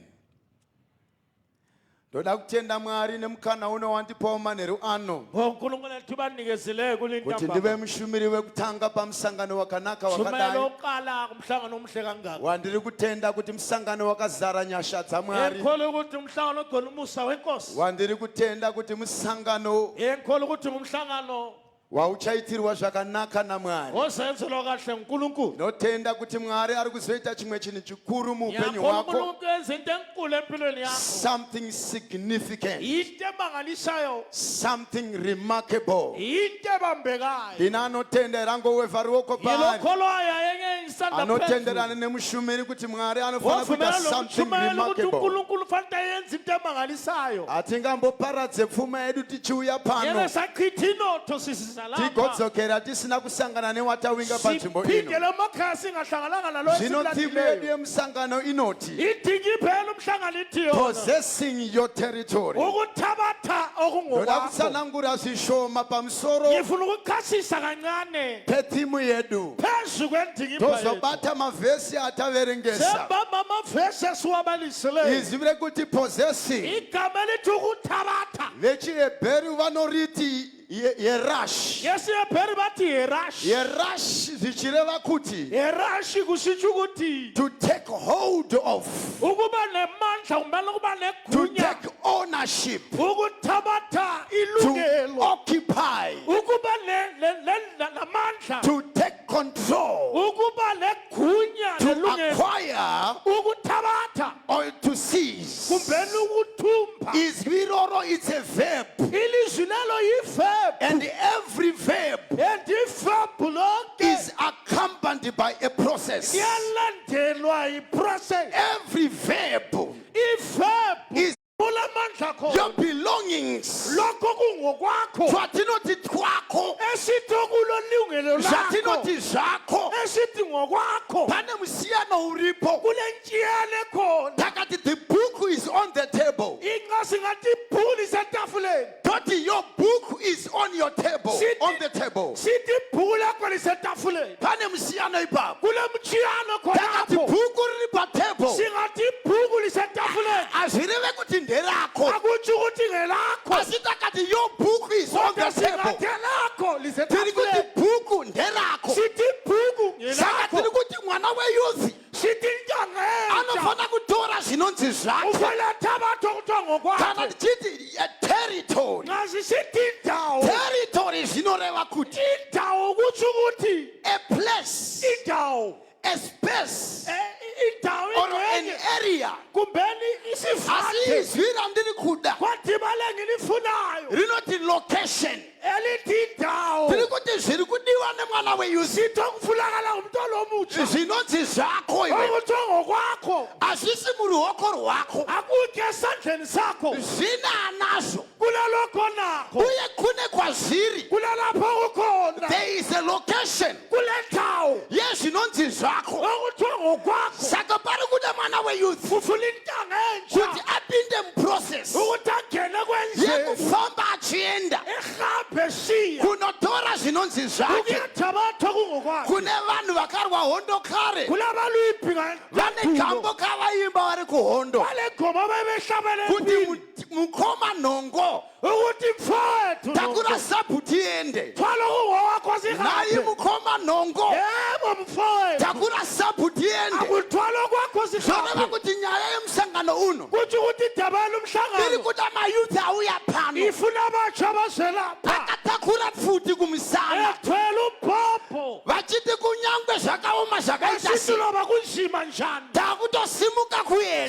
sesiphakama sisiya kune location kule ndawo ine zvinonzi zvedu okuthiwa ngokwethu baba vedu sekretary baba denga ubaba wethu unobhala uneni vakatitumira location wasithumela ilocation yekumufaro emfaro after watitaurira kuti esitshela ukuthi pane musangano weyouth kule mhlangano wabatsha uchaitwa kumufaro ozayenziwe mfaro pane akabvunza akati ulobo usayo wathi tinosvika sei ikoko sifika njani khona hazvina kuvanetsa akumhluphanga ndobva vatumira location vari pano wathumela ilocation elapha location haitumirwe nemunhu ilocation ayithunyelwa ari ngumuntu kure nenzvimbo yacho okhatshana le ndawo asi location inotumirwa nemunhu kodwa ilocation ithunyelwa ari ngumuntu panzvimbo yacho osendaweni yakhona haleluya haleluya haleluya haleluya haleluya haleluya haleluya haleluya haleluya Glory haleluya to Jesus. vana baba nanaamai Bobaba nabomama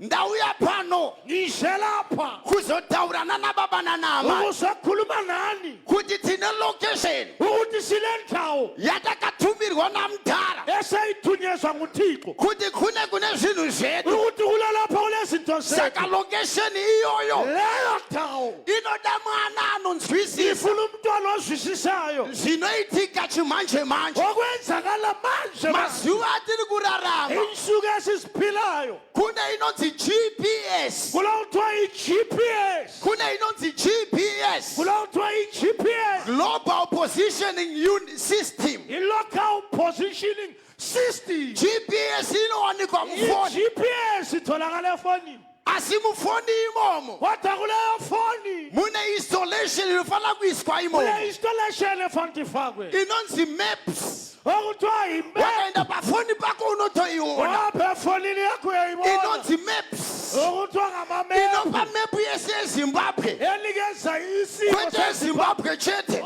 sezimbabwe but a global map kodwa imap yelizwe yomhlaba irimo wonke imomo ikhona apho saka wakatumirwa location ungathunyezela indawo awufane kupeta maoko awufanele ugoqisa unofana kuenda pafoni yako ufanele wapha efonini yakho wonobayira ipapo uyahlaba khonapho pane location ipapo okule location uchanzwa kamwe kamunhu uzezwa kunye ngumuntu kakuchitaura ipapo sokukhuluma khonapho kuti tarisa surrounding yako ukuthi khangela lapho kugombolozela kuti iri right here ukuthi ibi kahle kuti uchitanga kusimuka kubva umuntu ipapo kala ukuphakama usuka imwe inotanga kukuratidza nzira enye kala ukutshengisa indlela but GPS wathi i-GPS yakachenjera kwazvo ihlakaniphile zvekukuratidza nzira dzisina traffic indlela ezingena traffic inokuratidza nzira iyakutshengisa indlela dzisina mapotholes ezingena amaphoto inokuratidza nzira ikutshengisa indlela dzekuti usvike kulokosheni yako ukuthi ufike lapho yakho iwe chako mwana wamai wena kwakho kutanga kuteerera ka-GPS kulalela i-GPS kakakuti 10 left engathi left iwe enda ku-left wena hamba left kakati 10 right kungathi right iwe enda ku-right wena qotha tina moya khonapho mtshena ari pano sinomoya ngcwelo lapha anodarika GPS odlula i-GPS anotiratidza uyasikhombela kune zvinhu zvinonzi kuti zvedu pari kuda mwana weyouth ari pano ari kuti Mwari wamasimba ose ndagadzirira manheru ano kubaya panonzi location nditange kufamba ndichienda regai ndiende mushoko kuti zvikurumise kubuda pachena. Joshua chapter 21 ari kupa a summary statement kana kuti a report yekuti Mwari wakapa vana vaIsraeri nzvimbo yaakapikira kumadzibaba ake. Vana vaIsraeri vakaitora ndokubva vagara imomo.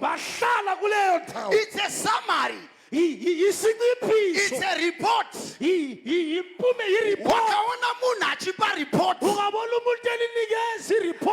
zvinoreva kuti pane vanga vakamirira ripoti yacho vaida kuziva kuti nyika yavakavimbiswe zvichazomira sei, chii chakazoitika.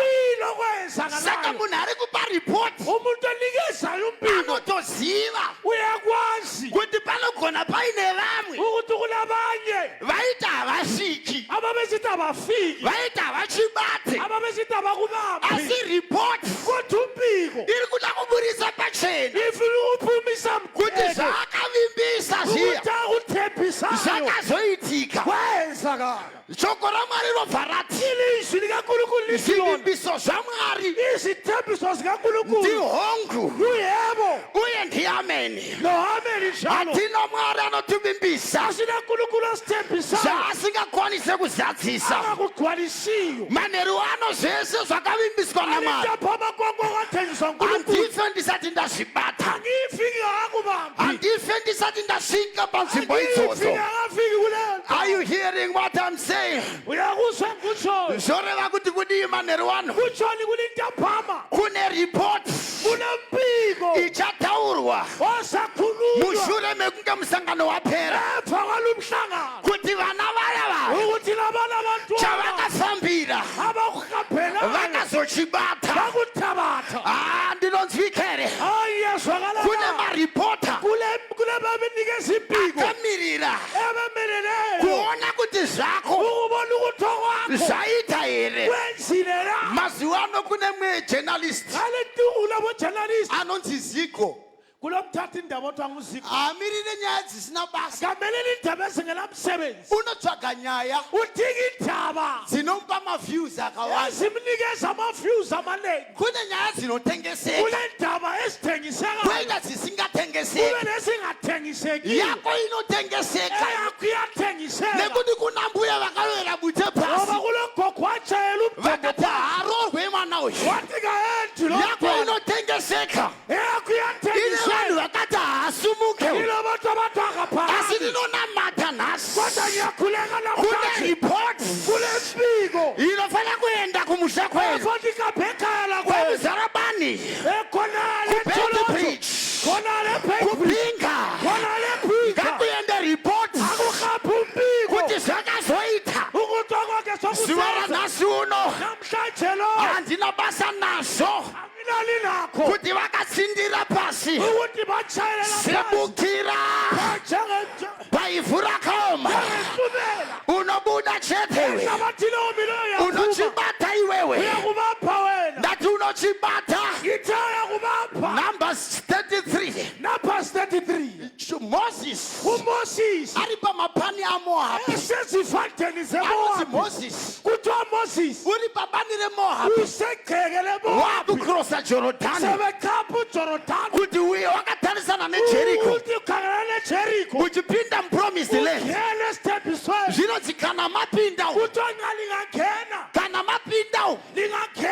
munofana kunodzinga vanogara imomo, munofana kunopwanya maaritari evanogara imomo kana maparadza lingayiphihlisa mutore nzvimbo yenyu zvinoreva kuti nyaya iri pano tisati tapozesa kune zvinofana kuparara tisati tapozesa kune zvatinodemolisha muwisire pasi maaritari avo kune aritari dziri kumusha zvikuva zviriko nyoka dziri muhari tinodhikleya semuranda wamwari tinoputisa nyoka idzodzo hari ngadzikudubuke handipe amene yakanaka hari ngadzikudubuke auchibate iwe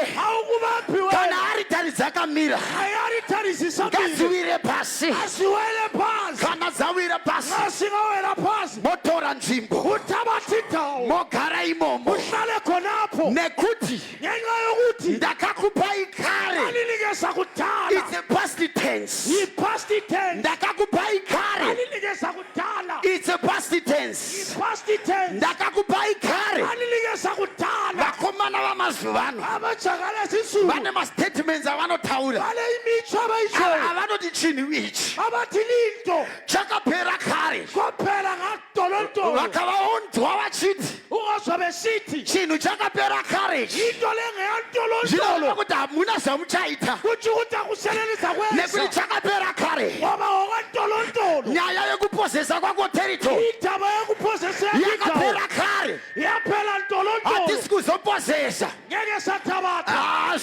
zvisati zvaitika kare mwari akapedza kare vadenga vakatumira lokesheni kare saka zvakapera kare aripera ari pano anoti kana chakapera kare ndoda kuti ndakachibata ndochibata kuti handichiregedze handina nenharo here pano anoti kana muchato wangu wakapera kare ndoda kuubata kuti the devil is a liar chimbobata simudza ruoko utibata kuti bizinesi rako shamwari ribate kuti kune territory yauri kuendeswa namutaro is not only limited to geographical boundaries but the territories we are talking about all aspects of your life all aspects of your life ndatumana Jehova tine vana vari pano vakuzonotora mining emuzimbabwe kune vana vakupiwa magold mines kune vana vakupiwa malithium mines. Are you hearing what I'm saying? Are you hearing what I'm saying? Yakatanga kare nyaya yakala kuthala lindaba kuna Genesis Mwari vari kudenga uNkulunkulu esezulwini ndokuva vanzwa kuti ndine spiritual territory wazwa ukuthi sile ndawo kamoya ku spirit ndiri right emoyeni ngilungile asinoda kuextenda territory kodwa afuna ukukhalisa indawo iri a physical territory ibe le ndawo ebambekayo ndova kwagarwa dari kudenga kwahlala idale emazulwini naBhayibheli rinothi Bhayibheli lithi lona Mwari akati uNkulunkulu wathi let us asi Jalo kuti asi wanu kuthi ukuthi kasiyedwa bana Mwari baba kuNkulunkulu baba bana malakomana indodana bana moyamtshene nomoya ikwele ngathi sikhe watasithaleki umuntu unemufananiso olomfanekiso wethu wakafana naneso ofana nathi nemaka hey ngenxa toda kuextenda territory Mwari ndovazila uNkulunkulu waba ukuthi muno uyu ukuthi lo muntu khona kudererwa engadelela zakazithi sathi tamurelease watasika kamrelease ngathi murobafazi asiphusise and the Bible says and God blessed them uNkulunkulu wababusisa muroya satawuya umthakathanga kabuyi muroyi wakho satawuya umthakatho wakho satawuya isitha sakho singakabuyi wabusisa kudala ukubhejela nasi nizokukethela rekeza abathauri yekela abakhulu rekeza abakumukhire yekela abakufukela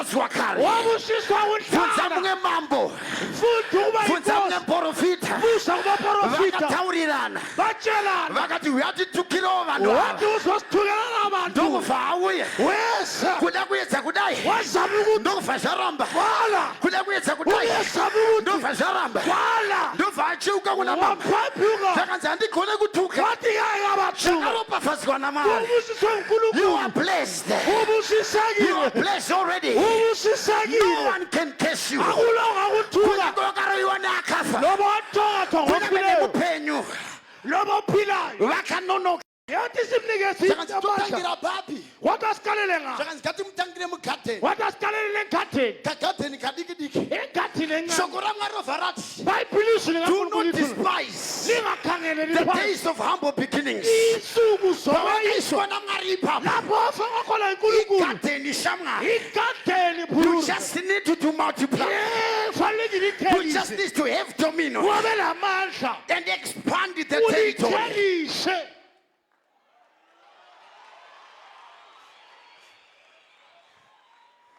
Adam. etshenjani Romabasa. chaya umsebenzi Adam Kunoku ndiri right. apha ngiright Asi panyika ndiri kubada. kodwa emhlabeni ngiyayifuna Bhayibheli rangu rovharati. bhayibhili lami lithi lona Nyika nekuzara kwayo. umhlaba ugcwala kwayo Ndeyamari. ngekaNkulunkulu Kudenga ndekwamwari. ezulwini waNkulunkulu Panyika. emhlabeni Akapa vanakomana vevanhu. wanikeza amadodana Zvoreva kuti panapa. kutsho ukuthi lapha ndepedu panapa ethi indawo ma-300 series ama-300 anodrayivwa panapa adrayivwa lapha maprado amaprado anodrayivwa panapa adrayivwa lapha zvakanaka okuhle zvinopfekwa panapa kugqokwa lapha majoji amani suti amajojamani anopfekwa panapa agqokwa lapha panyika emhlabeni akapa vanakomana vavo wanikeza Kuti amadodana vaposese. ukuthi bathabathe Melchizedek. umelkizedeki Achiblessa Abraham. ebusiswa abraham Anoti blessed the most be the most high. uthi ngabusiswa semazulwini the possessor umnikazi of the heavens wezulu and the earth lomhlaba Tarara. lalela Adam. adam Ndova akundikana.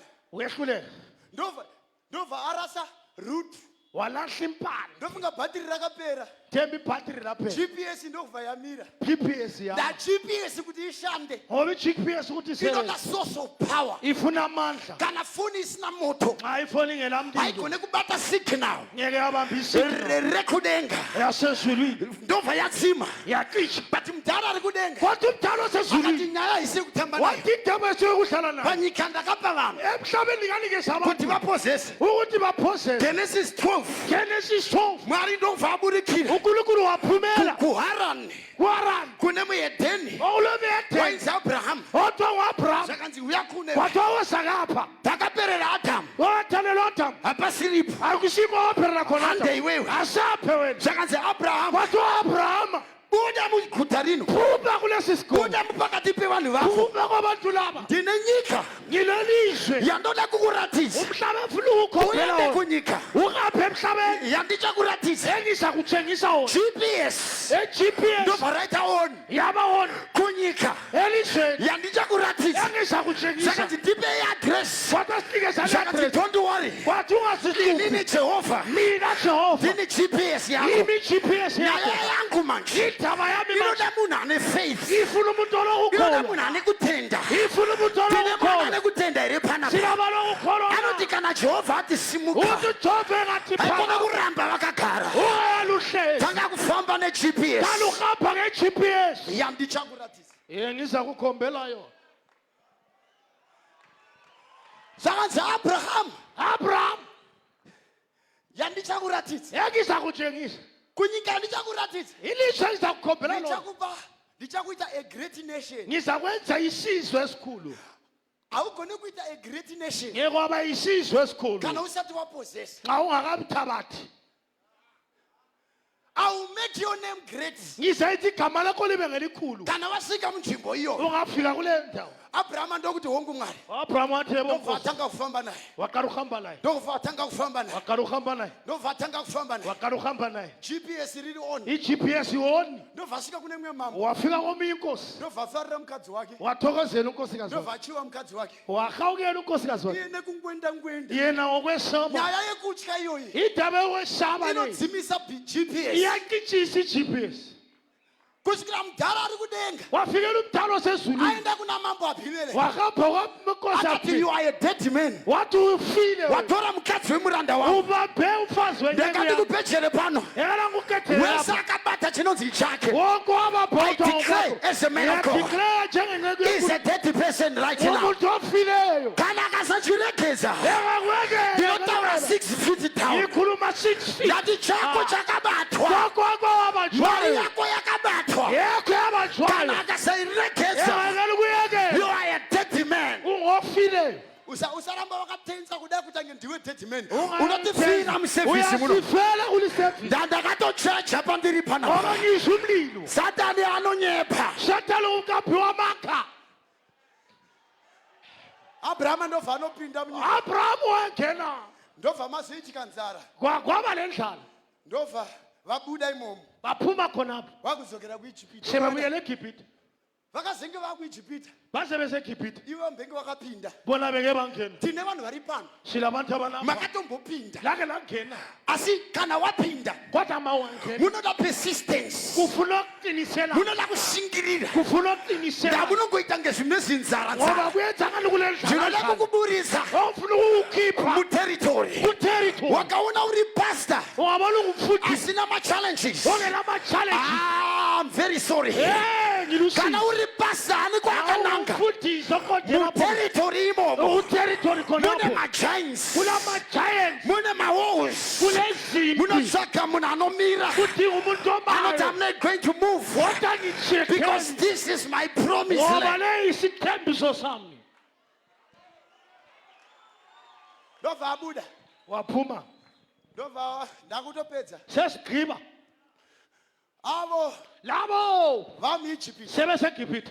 vakambonantsva mbichana Bake baqondela amamisi. but vamuijipita Kodwa sebeseGibhithe. moses amene kwakazenda Moses angazi ukuthi ohamba nga. mwari ndobva ati nyaya iyi uNkulunkulu wathini indaba? ayise kutamba nayo Ayisikuye kudlala nayo. territory Indawo. ndakati panyika ndepevanhu Athe emhlabeni ngokwabantu. ndobva anohakana namoses Wayadosana noMoses. mukomana anokakama Ijaha eligagasayo. let my people go zaka zina mari handina basa nazvo wathi uNkulunkulu andani kuti nakho. unokakama Ukuthi kana uyagagasa. ndatipinda muteritori pinda Ngatigena endaweni tine ngena. vanhu vari panapa Silabantu abalapha. unozvishora Uyazeyisa. neurema hwako Lobulima nekuti bakho. wakakura uchitukwa Ngoba wakhulu kuti uthukwa. unenge une nzeve dzinomisa pasi Unendlebe ezimisa ndauya phansi. kuzokuudza nhasi Ngizokutshela kunyange namhlanje. uchikakama Lobu mwari gagasa. anoenda newe uNkulunkulu apha nawe. kunyange usingaone uri Lobu pano ungaboni mwari lapha. anoenda newe uNkulunkulu apha kunyange nawe. wakafirwa nababa Loba namai wafila ngubaba lo. mwari anoenda newe uNkulunkulu apha kunyange nawe. wakamborepwa Loba wake mwari wadlamula. anoenda newe uNkulunkulu apha nawe.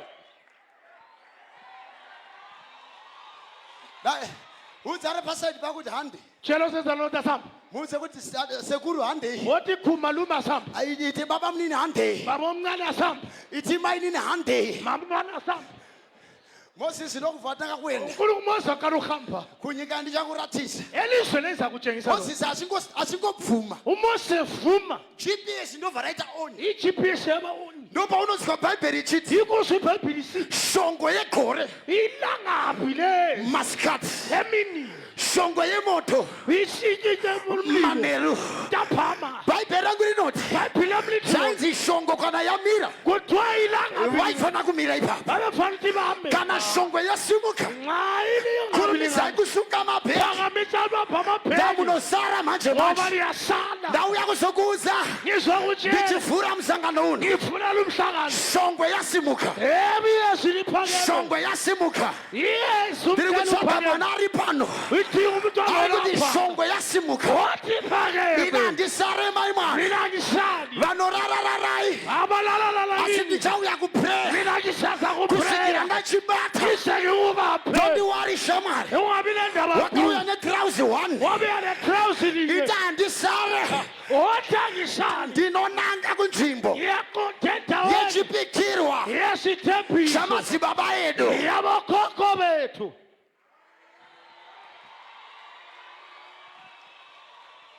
yaiti yakamira vaifana kumira, yaiti kana yakufamba vaifana kufamba, vakamira vaimira, yakafamba vaifamba. We don't walk by sight, we walk by faith. Shoko raMwari rinobva rati vanotungamirwa nemweya ndivo vana vaMwari.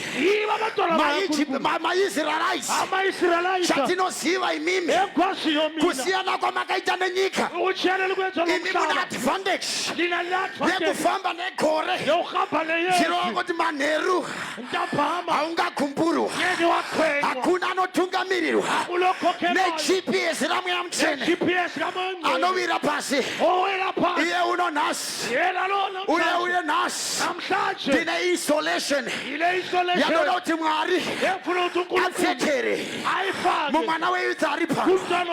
Usadzokera usina GPS, pastor asipo iti kumusangano ndine GPS, mweya mutsvene aneni achatitungamirira, achatiratidza zvinouya. Ndinoramba anotumira, hautumire kubva nhasi, hautumire nhasi, haurore mwana wemuroyi. Ndinokurambisa, haurore musatanist, iwe mweya mutsvene aripo. Ngati nhasi nezita raJesu, mweya munyaradzi anoti pandinodzokera handikusiyei muri nherera. Ndanherera dzinokumirwa, nherera dzinopererwa. I will send the comforter, the Holy Ghost, the wonderful counselor. He will show you the way to go. Isaiah ovati muchanzwa izwi kumashure kwenyu richiti hei nzira, hei nzira. Wese auya pano akaomerwa muZimbabwe neikonomi yeZimbabwe, kuna izwi rauchatanga kunzwa uchibva pano. Hei nzira kuna anaSamero vakanzwa mazwi vari vana vadiki, kuna naJosefa vakaita zviroto vari vana vadiki. Uchibva pano, God will give you direction. God will show you the routes. God will show you the way to go. Somebody shout, take me there. Shout, Holy Ghost, take me there. Shout as you believe it. Shout like you believe it. Holy Ghost, take me there. Holy Ghost, take me there. He's ready at this conference to take you there, to the land flowing with milk and honey. The Holy Ghost will never disappoint. The Holy Ghost will not disappoint. Asi mweya mutsvene hakudisappoint. Vanhu vakakukuwadza iwewe, asi mweya mutsvene hakukuwadze. Holy Ghost, take me there.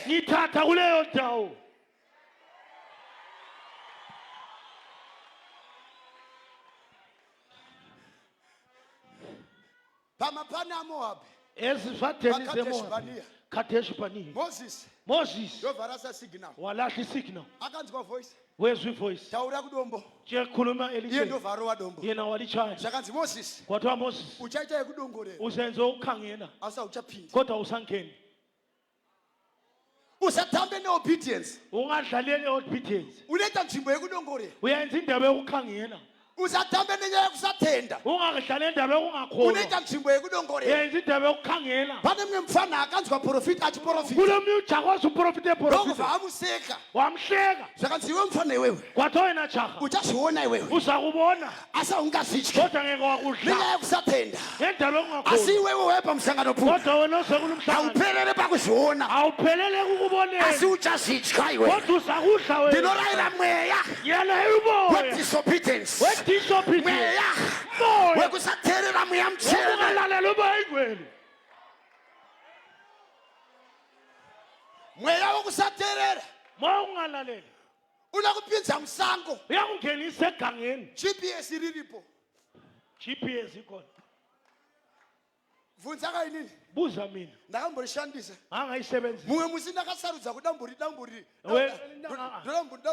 sambori terera. Ilandele ukungayilali. Mbona ukuthi kuyini ongayenzi. Iko ndofaka turn right. Khona kwathi right. Ndakathi right ekuphi kwacho? Ngathi right yanga. Ndoramba nchenda mberi. Ngakuthovela phambili. Chandinodira GPS manje. Okubi ne GPS manje. Ari kuregedza. Ayikuyekeli. Bible rangu rinoti. Bible lami lithi. Moya mthene. Moya ingcwele. Achaba nemi. Uzaba nawe. Kusika kumagumenyi. Ufike emaphethweni. Na Jesu wathi akasithawula. Lo Jesu wethu angikhulu. I will be with you. Ngizaba lawe. Up to the end of the earth. Ngiyuthukela emaphethweni. Walasika. Wasuzulahle. GPS. Rinotsvaga imwe route futhi. Iyadinga indlela futhi. Tine vanhu vari pano. Sinabantu abalapha. Uri zvauri nhasi. Uyikho nekuda kwekuti wakaiginwa GPS. But GPS hari kusiya kana wakatendeuka. GPS inokuratidza route. Kunyange wakamboita zvakaipa, Mwari ndewetsitsi, Mwari ndewenyasha. Unondinzwa here mwanangu? Pamusangano pawauyapo, tendeuka, repent, and the times of refreshing shall come from the presence of God.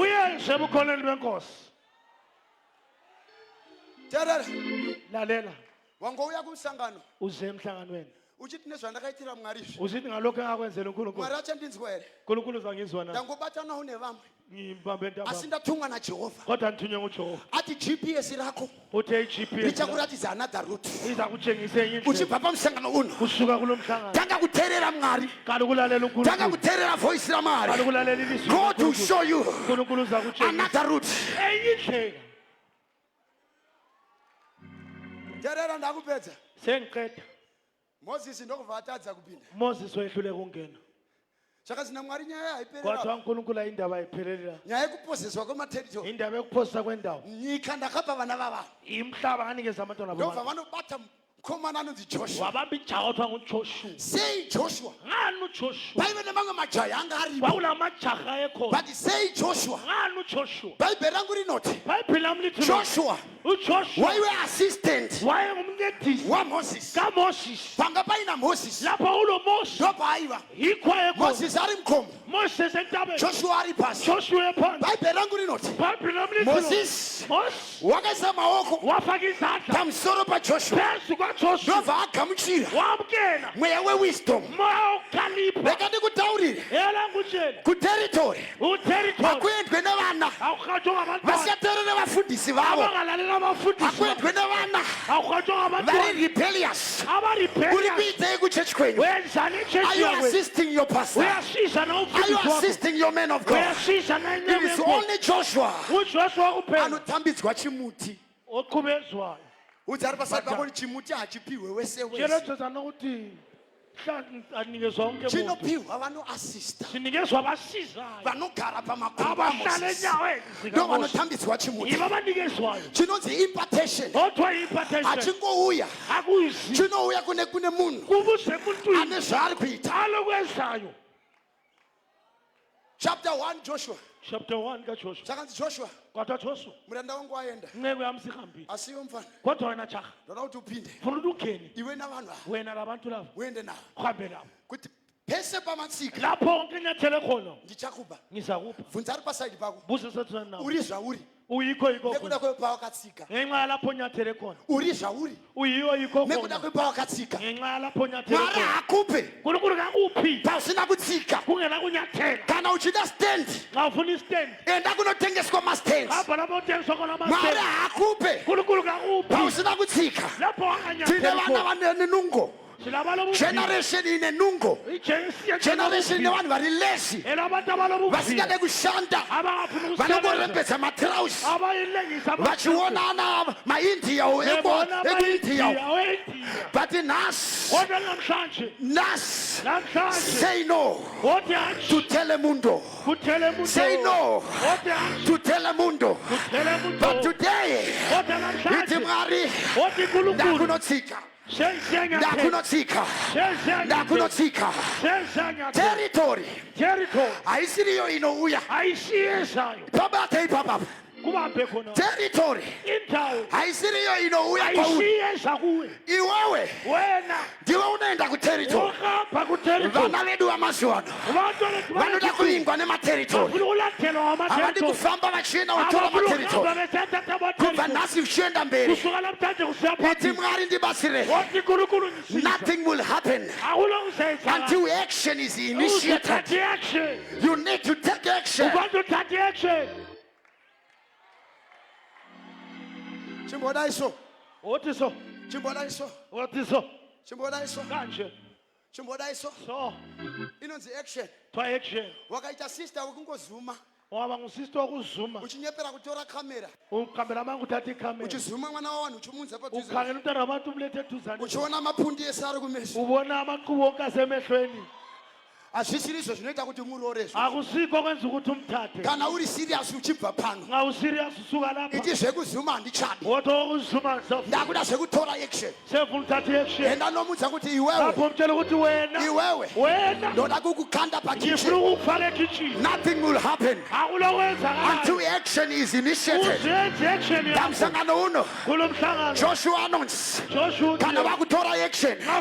Be strong. And be of good courage. Chinonzi courage is to do which others cannot do. Is to do things which others cannot do. And akunoita zvisingaitwe navamwe materitory anotorwa nevanoita zvisingaitwe nevamwe.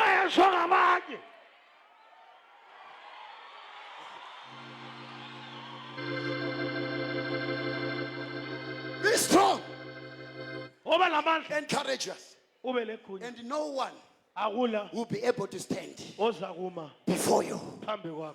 No one. No one. Kunyangwa nemhanza, kunyangwa nedumbu, mudiki kana mukuru, no one is able to stand before you. Kana wafunga kutora action, hakuna chinomira pamberi pako, hakuna madziro anomira pamberi pako, hakuna vana vaanati vanomira pamberi pako, hakuna chikwambo chinomira pamberi pako. Joshua was born in Egypt, and he did not die in Egypt. Joshua was born in Egypt, but he did not die in Egypt. Kwakazvarirwa shamari pari kutsoga ari panapa handifire kwandakazvarirwa ndakazvarirwa kakisi atota asi ndinofira America, ndinofira UK, ndinofira Australia, ndakazvarirwa muzarabane, ndakazvarirwa Binga. Wakazvarirwa hakuna chekuita nekwauri kuenda. Joshua was the son of Nun. Nani haana genealogy nenda kule, haana genealogy nenda kule. Joshua was not educated, havana kuwana nguva yekudzidza, akadzidza chete ndiMoses. Ndana Joshua kangokwirira murenje. Haana kuenda to the faculty of surveyors. Haana university yakaenda. But God gave him the authority to distribute lands. Tuwanyasha nasi. Tuwanyasha sekugovera nzvimbo. Tuwanyasha sekudistribute.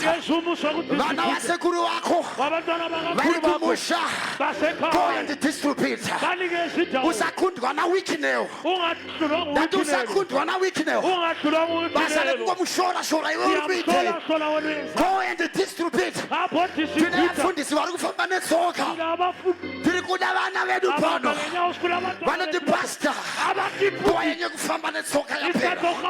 Tiri ana Joshua, tiri ana Joshua, tiri ana Joshua. Govera. Uyabela.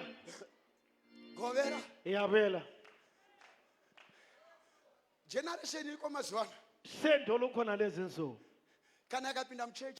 Ingangena echurch. Yakamirira kupiwa. imelele ukuphiwa even kutophiwa na man of God lokuphiwa nomfundisi after appreciation ya pastor after appreciation kamfundisi wetha mthethe makanaka kwa pastor liba nomdwendwe liqonde you know, oh komfundisi man of God, you know. liyazi umuntu Bana you know ibala ngawaphere bamsangano. liyazi abaphele kulo mhlangano Ngawaphere.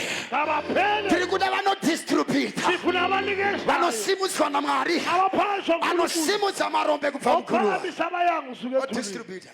abe That ayayaya Joshua, bring a stop to a life of nomadism.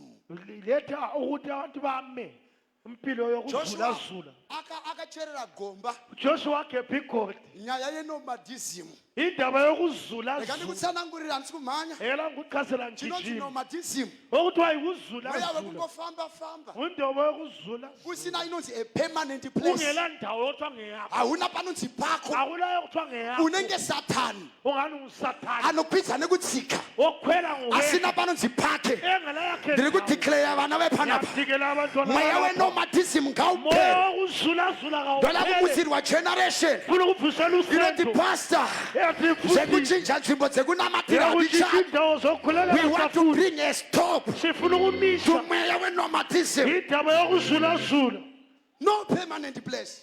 alila ndawo The Bible says they possessed and they settled there. ibhayibhile ithi bathabatha indawo Permanent. bahlala khonapho Permanently. bahlala khonapho What the Lord is going to do for you, zishayithwa namngari it shall be permanent. zishaba permanent What the Lord will do for you, zishayithwa it namngari shall be permanent. kuzaba permanent Let me conclude this. ndakupedza Inini ribana. yene lapha Andisi kuzvaka generation ya Joshua. angidingi generation kaJoshua Anditomboide zvachose. angiyifuni Igeneration yakasara. igeneration eyasala Isina technology. engela technology Hatisi kuda generation ya Joshua. asifuni generation But tiri kuda anointing ya Joshua. sifuna ugqobo lukaJoshua Ari bere bana banoti handidi kudzokera kumakare. yeka afuna ubuyela Ini ndiri entolotolo panapa but Mwari wemadzibaba. ngilapha kodwa unkulunkulu Mwari wanababa wagogo kupara ndo wandiri kuda. wakuphara yini ngimfuna Hatidi kudzokera ikoko. asifuna ubuyela Kana khona vainamatira pasi pemuti. abakhulekela phansi Isu kwesihlahla tichanamatira pamadouble store. thina siyakhulekela But tichatoda tapinda mudouble kodwa store. sifuna singangena kudouble store Ngatipinde neanointing ya Joshua. anointing kaJoshua Anointing ya Joshua. ugqobo likaJoshua Reka ndipedzese.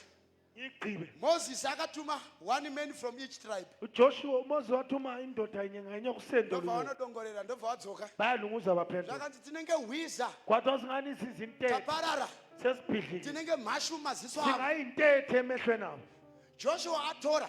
Joshua Akatanga kutuma vakomana 2. wathuma amajaha amabili Kunopinda muJericho. ukuyangena eJeriko Ndobva vatambirwa nechifeve chinonzi Rahab.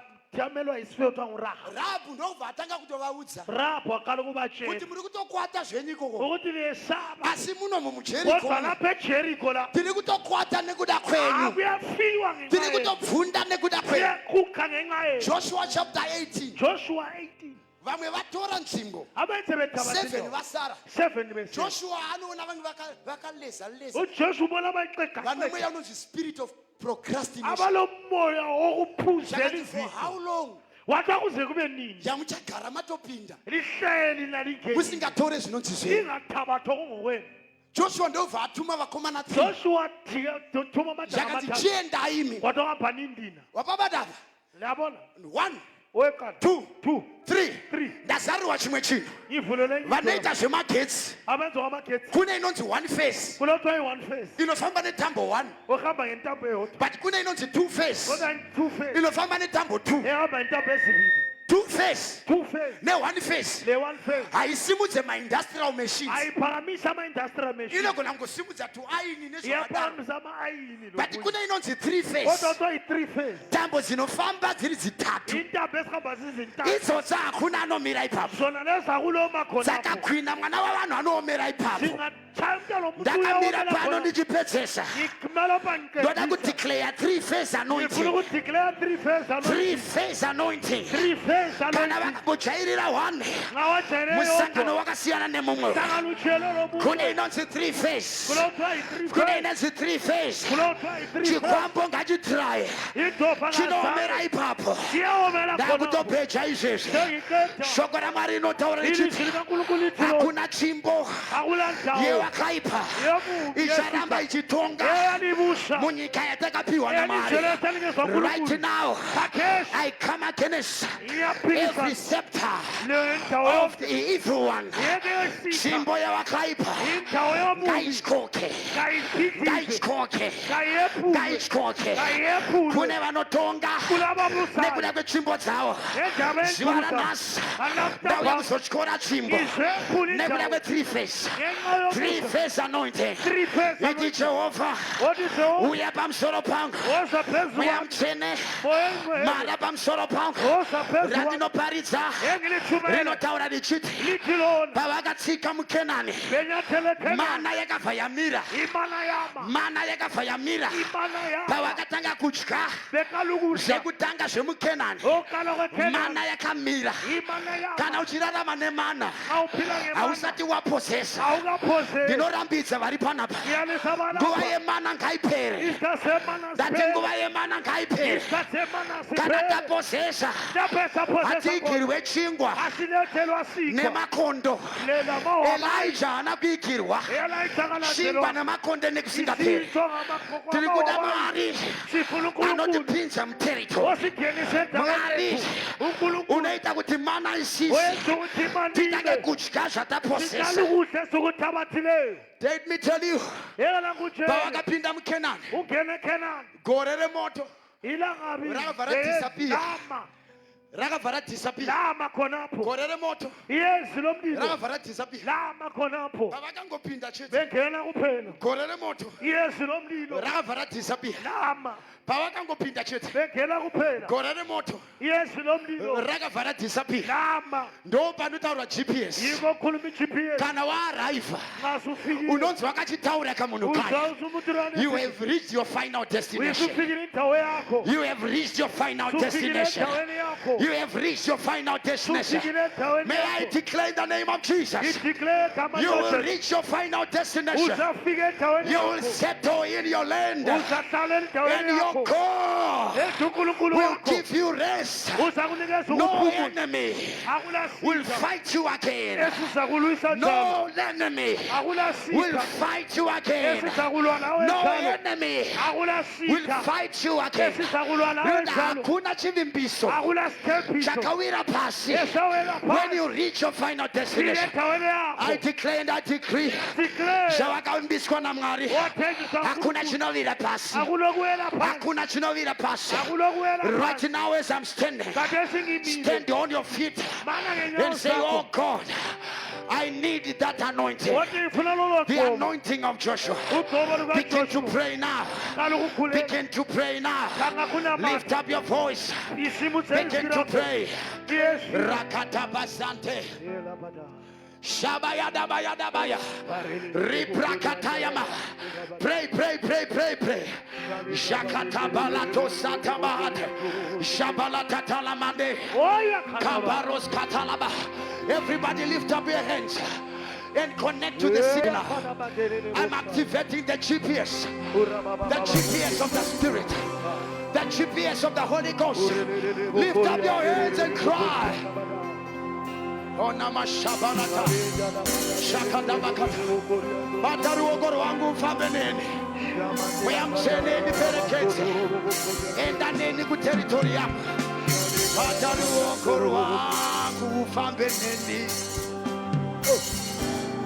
Fura meso wangu ndione semweya.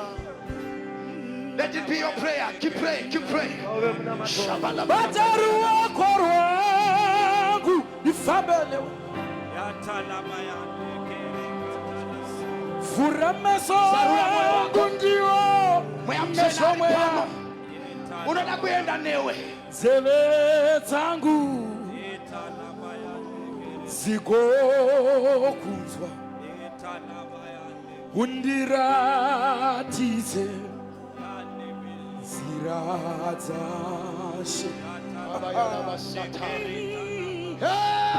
timimaya moya wamori wela asere nasupa lakutibasira aripano mayamtena tibekula yamushe bataruoko rwangu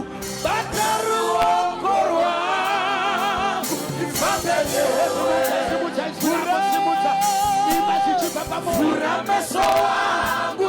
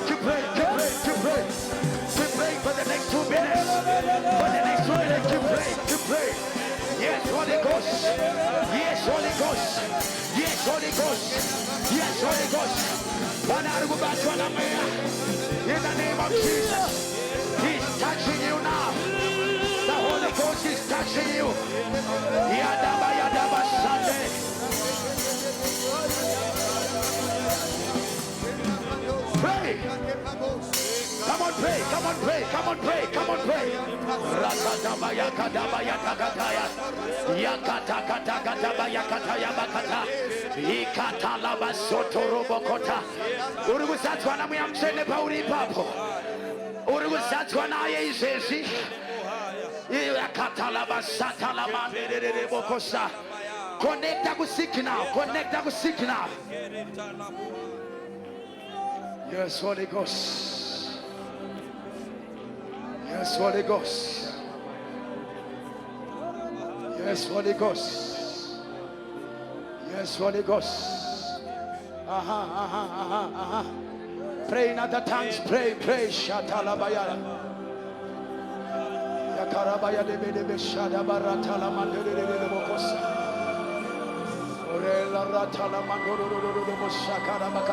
Activate the GPS, activate Mantos Katalabaya Mantoro Shakarabakata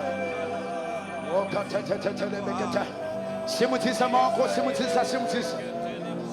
Right now, Spirit of the Living God, touch them one by one, touch them one by one, touch them one by one. Touch these young people, Lord. Change our generation. Empower them like never before. Let the Spirit take over. Let the Spirit take over. Ikaya. Yes, yes. That's the Holy Ghost. Holy Ghost have vibration in everything about it. Ground that is Sinagumira Zaganaka. Kibaya Damasata. Holy Ghost. That's him, that's him, that's him. He's moving. You cannot withstand his presence. Kanauya ukone kumiri sana ne wapo wake. Iwe gumba wakanga waone. Pawakatiza wakanga waone. Iwe chorodani pawakaduduza wakanga waone. Iwe makomo pawakakwakuka wakanga waone. Move. Holy Ghost, move.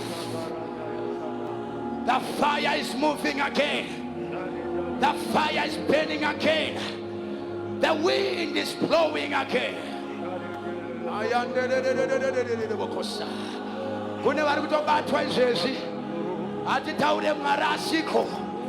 He is the same yesterday, today, and forever. You just need the Holy Ghost. You need the Holy Ghost.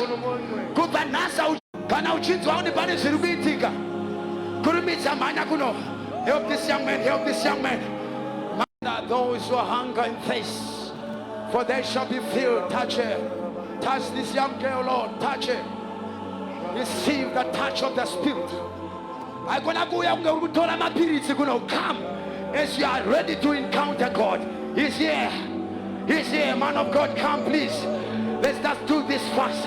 Manto Mashakata. Just one touch is enough. Simuza mtenda, simuza. When you move to South by Papo, Ujans one minutes Chibuda. You also Wakanyara. Yield to the Holy Ghost. Mutendere. Mutendere, mutendere, mutendere. The Spirit of the Lord, the Holy Ghost is here. I declare the atmosphere has changed. I charge the atmosphere.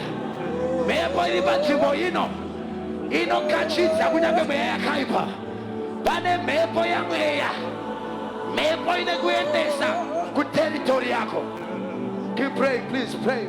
Give us a song. Give us a song. All youth leaders, outgoing and incoming, and all young pastors, please come and help these people. Let's rush, let's come and help them.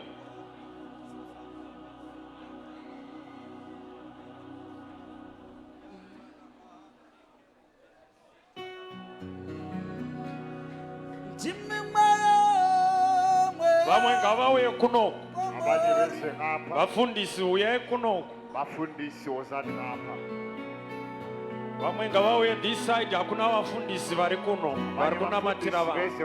Vavhurirei please vafundisi vagone kufamba. Vavhurire ndlela vafundisi vese ngapa. Ngatifambise hama dzangu. Zvisheshe zvitobo zvangu.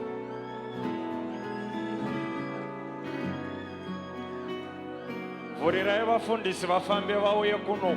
Vhurira vafundisi ndlela vesiza ngapa. Tinokuda. Tinokuda. Tinokuda. Tinokuda. Tinokuda. Tinokuda. Where I'm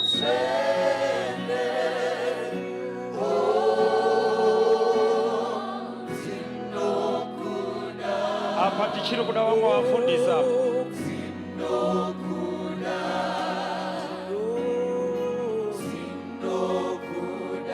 Thank you, apa chirikuda vamwe vafundisa.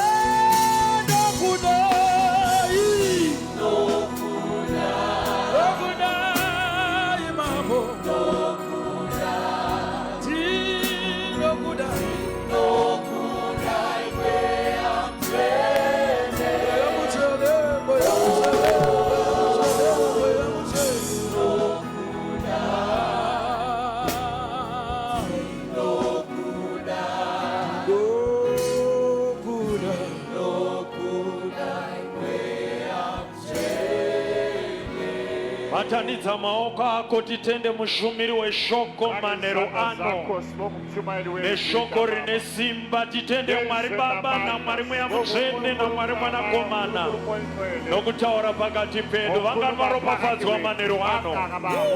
Thank you Pastor Chingwanda, Harare West Province, nokutishumira zvakanaka manheru ano. Usati wabva pano kune vari kufamba imbomirai zvishoma. Mune zviziviso zvomusha zvamunofanira kuti muende maziva kuti tiri kufamba sei. Saka uri ipapo imbozvichengeta semwana weAFM. Auende usati wanamatirirwa kuti unorara. Tipiwe ma-announcements ari pano nesekretarete. Tinotenda zvikuru manheru ano. Titeererese chekutanga chatinacho, lost and found items. There is a Samsung phone. Aina pini kana kuti ine pini. Enda pa secretariat desk. Unzwe kuti zvakamira sei ipapo. Unoverify kuti ndiwe muridzi wefoni. Chechitu chatinacho, tine nzira yedu iri kubva kunoku nokuHarare kuno. Nzira iyoyo inotaridza kuti yakavharika nokuda kwekuti kune breakdown yaitika ikoko. Tiri kurayirwa nekukurudzirwa ngatishandisei nzira iri kupfuura nekutollgate nokuti rodi iyoyo yakablokwa. Pamusangano uno tiri kukurudzirwa, we need a youth. Hello everyone, my name is Halsey and I want to share how Peace and Pay Zimbabwe has truly simplified my life. With the quick dial of *788#, I can handle all my bills in seconds, no more waiting in lines. I can buy airtime. Varume nevakadzi vesecurity vanenge vachitenderera kuti tichengetedzeke zvakanaka. Tiri kukurudzira zvakare tichengetedze utano. Tiri munguva yokunaya, kuchena neutsanana chinhu chakakosha zvikuru. Tiri kukurudzirwa kuti mvura yedu ishoma, kunyange yanga yakawanda, ngatichengetedzei mvura yedu tiishandise nounyanzvi nouchenjeri. Tiri kukurudzira zvakare zvose vane zviziviso ngatiuye tizoenda padeski riri kunoku. Munoona vesecretariat vanenge vari ipapo. Tizobetserwa nokuzivisa zvakakosha. Mangwana sevhisi yedu tinokurudzirwa kuti tibate nguva. Tinenge tiri pano na9 AM. Nodzokorera zvakare tinenge tiri pano na9 AM. 9 dzepawachi chaidzo. Saka tinenge tiri pano, Mwari achititira zvakanaka. Chimbotaurira ari pedyo newe kuti musangano watanga. Chirega kunonoka. Mwari agotitira zvakanaka manheru ano. Muzita raJesu, amen. Thank you.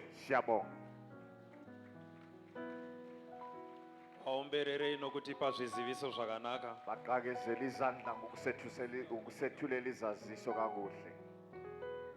Point of correction, bhazi redu kwarafira irodi yekubva pamasvingo. ndo iri kunetsa kufamba yohluphayo kuhamba iyi road yedu yakatinakira lo mgwaqo ovelela ngapha so usilungele ngatigare tichiudza vamwe vedu kuti vawane mafambiro azisa abanye bentu ubana behambe kuhle asi kune vari kubatsira ikoko kepha khona abasizayo kuleyo ndawo kuti road dzivhurike nekukurumbidza ukuthi umgwaqo uvuleke ngokushesha ndakupa nguva ino kuna baba vedu shiyela lesi sikhathi kubaba wethu kuti vanyengetere bana akhuleke kuti isusu patinonorara mwararamba zvirwere zvinotiza pane uvepo hwenyu mweya yesatanism haina simba manheru ano muchengeti waIsraeri asingakotsere kana kuvata vafugidzei magumbezo omweya mutsvene varote hope dzedenga ndinokumbira nyasha dzenyu dzivavhumbamire vapei rugare vapei utano hwakanaka ndinonamata ndichiti nyasha dzaMwari Baba rudo rwaIshe wedu Jesu Kristu nokuwadzana kwomweya mutsvene zvigare nesu kubva zvino dzamara kwekusingaperi amen. tinotenda toonana mangwana 8 o'clock siwana nekusasa on 8.